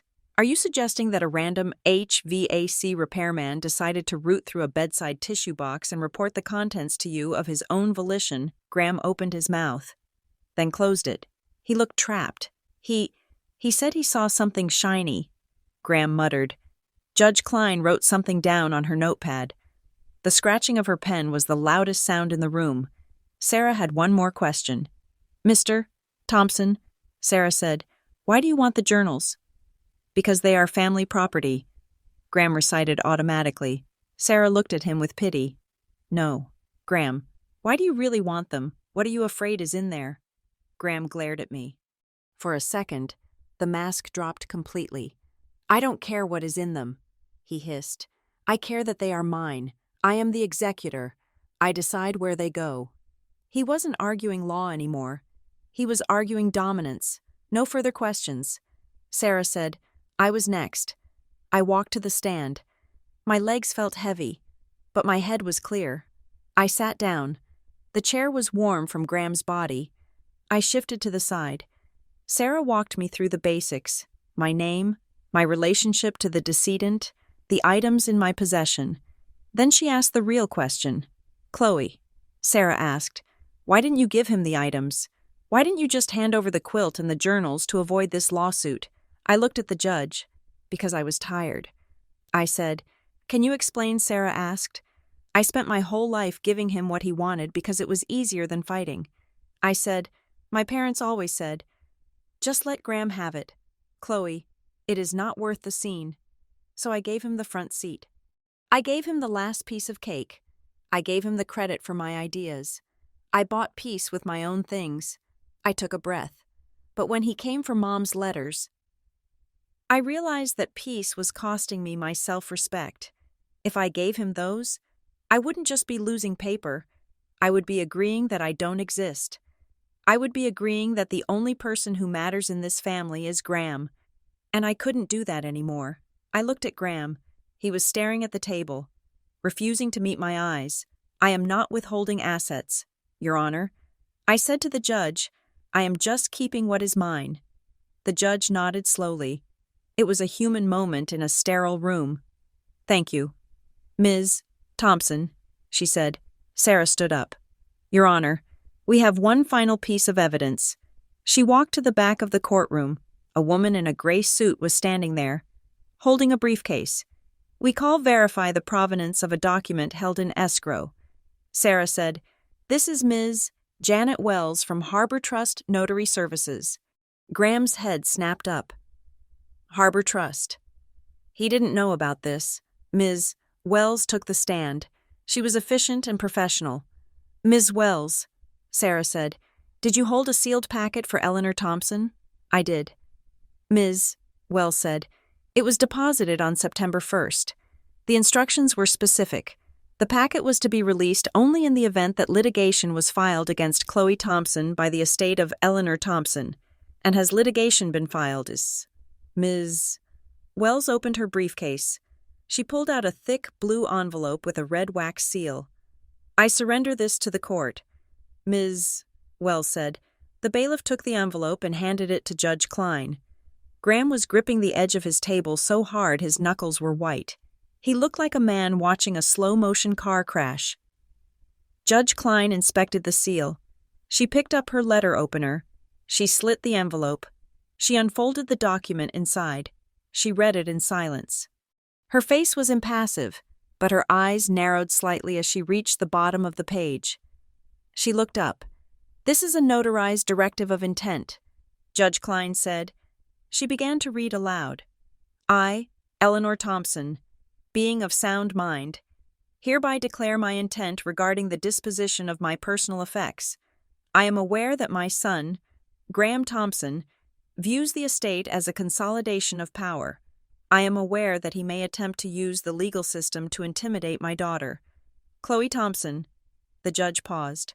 "Therefore, I clarify Chloe Thompson is the sole owner of all personal items currently in her possession, as well as the contents of the storage unit at Northline.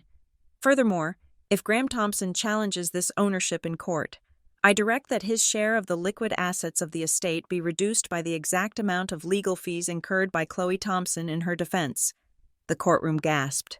It was a poison pill. Mom hadn't just protected me. She had penalized him. She knew the only thing Graham cared about more than control was money. Judge Klein continued reading. "I request that the court consider any filing by Graham Thompson regarding these personal items as a violation of my intent and an abuse of his role as executor. If he is reading this, he has already gone too far."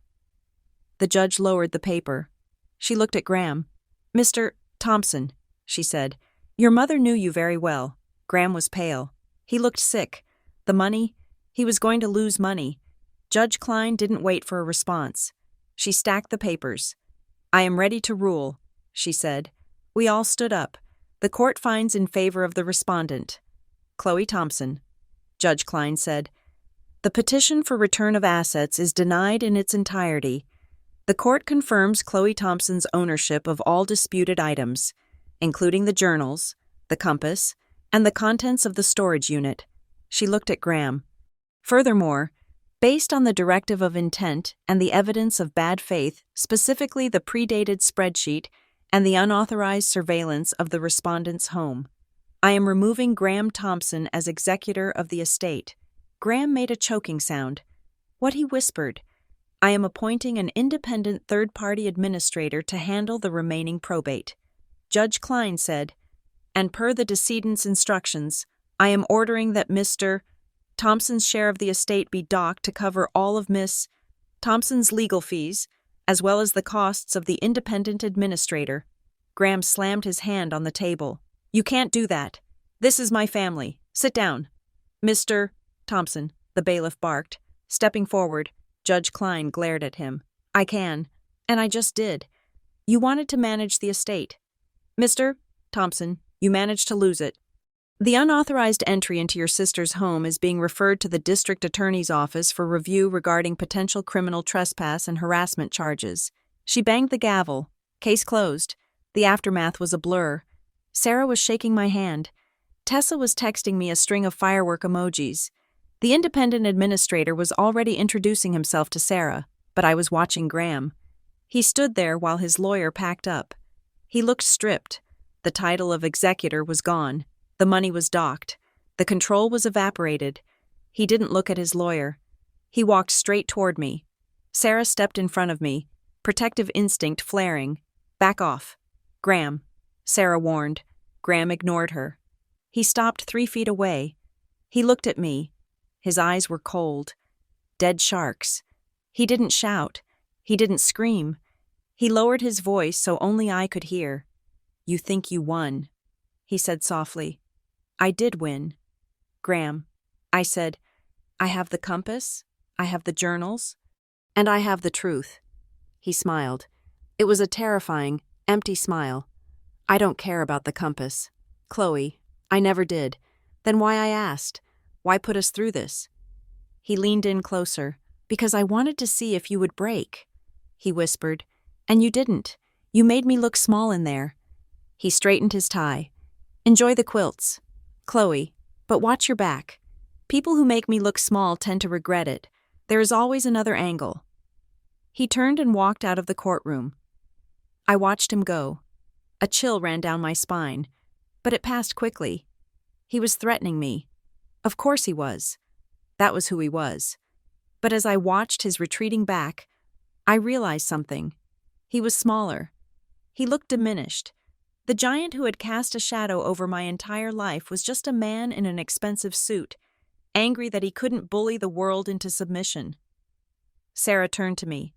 "Did you hear that Sarah asked? We can file for a restraining order." "No," I said. "Why not?" "Because he is irrelevant." "Sarah," I picked up the red folder from the table. I picked up the compass. I walked out of the courtroom. I walked down the long marble hallway, past the portraits of old judges, past the security checkpoint, and out the heavy double doors. The sun had come out. The gray sky had broken, revealing a patch of brilliant, cold blue. I stood on the steps where I had shivered an hour ago. I wasn't shivering now. I took a deep breath.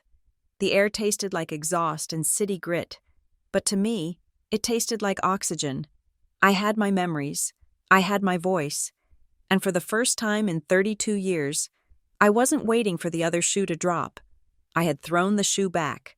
I walked down the steps, my heels clicking a steady rhythm on the pavement. I had a lot of work to do. I had a story to finish writing in my journal. And this time, I was going to be the protagonist. I unlocked my car, got in, and drove away from the courthouse, leaving the shadow of the Thompson legacy in the rearview mirror, shrinking with every mile until it was just a speck. And then, nothing. Thank you so much for listening to My Well-Off Brother Demanded All My Possessions in Court Until the Bailiff Read the List, and I hope you enjoyed this story of family secrets, legal battles, and reclaiming one's voice. I would love to know where you are tuning in from today. Please leave a comment below with your city or country. It is always amazing to see how far these stories travel. If you enjoyed this episode, please make sure to hit that subscribe button for revenge stories. We have many more tales of justice and drama coming your way. And don't forget to share your thoughts on Chloe's victory in the comments. Did she do the right thing? What would you have done in her place? Until next time, stay safe and stand your ground.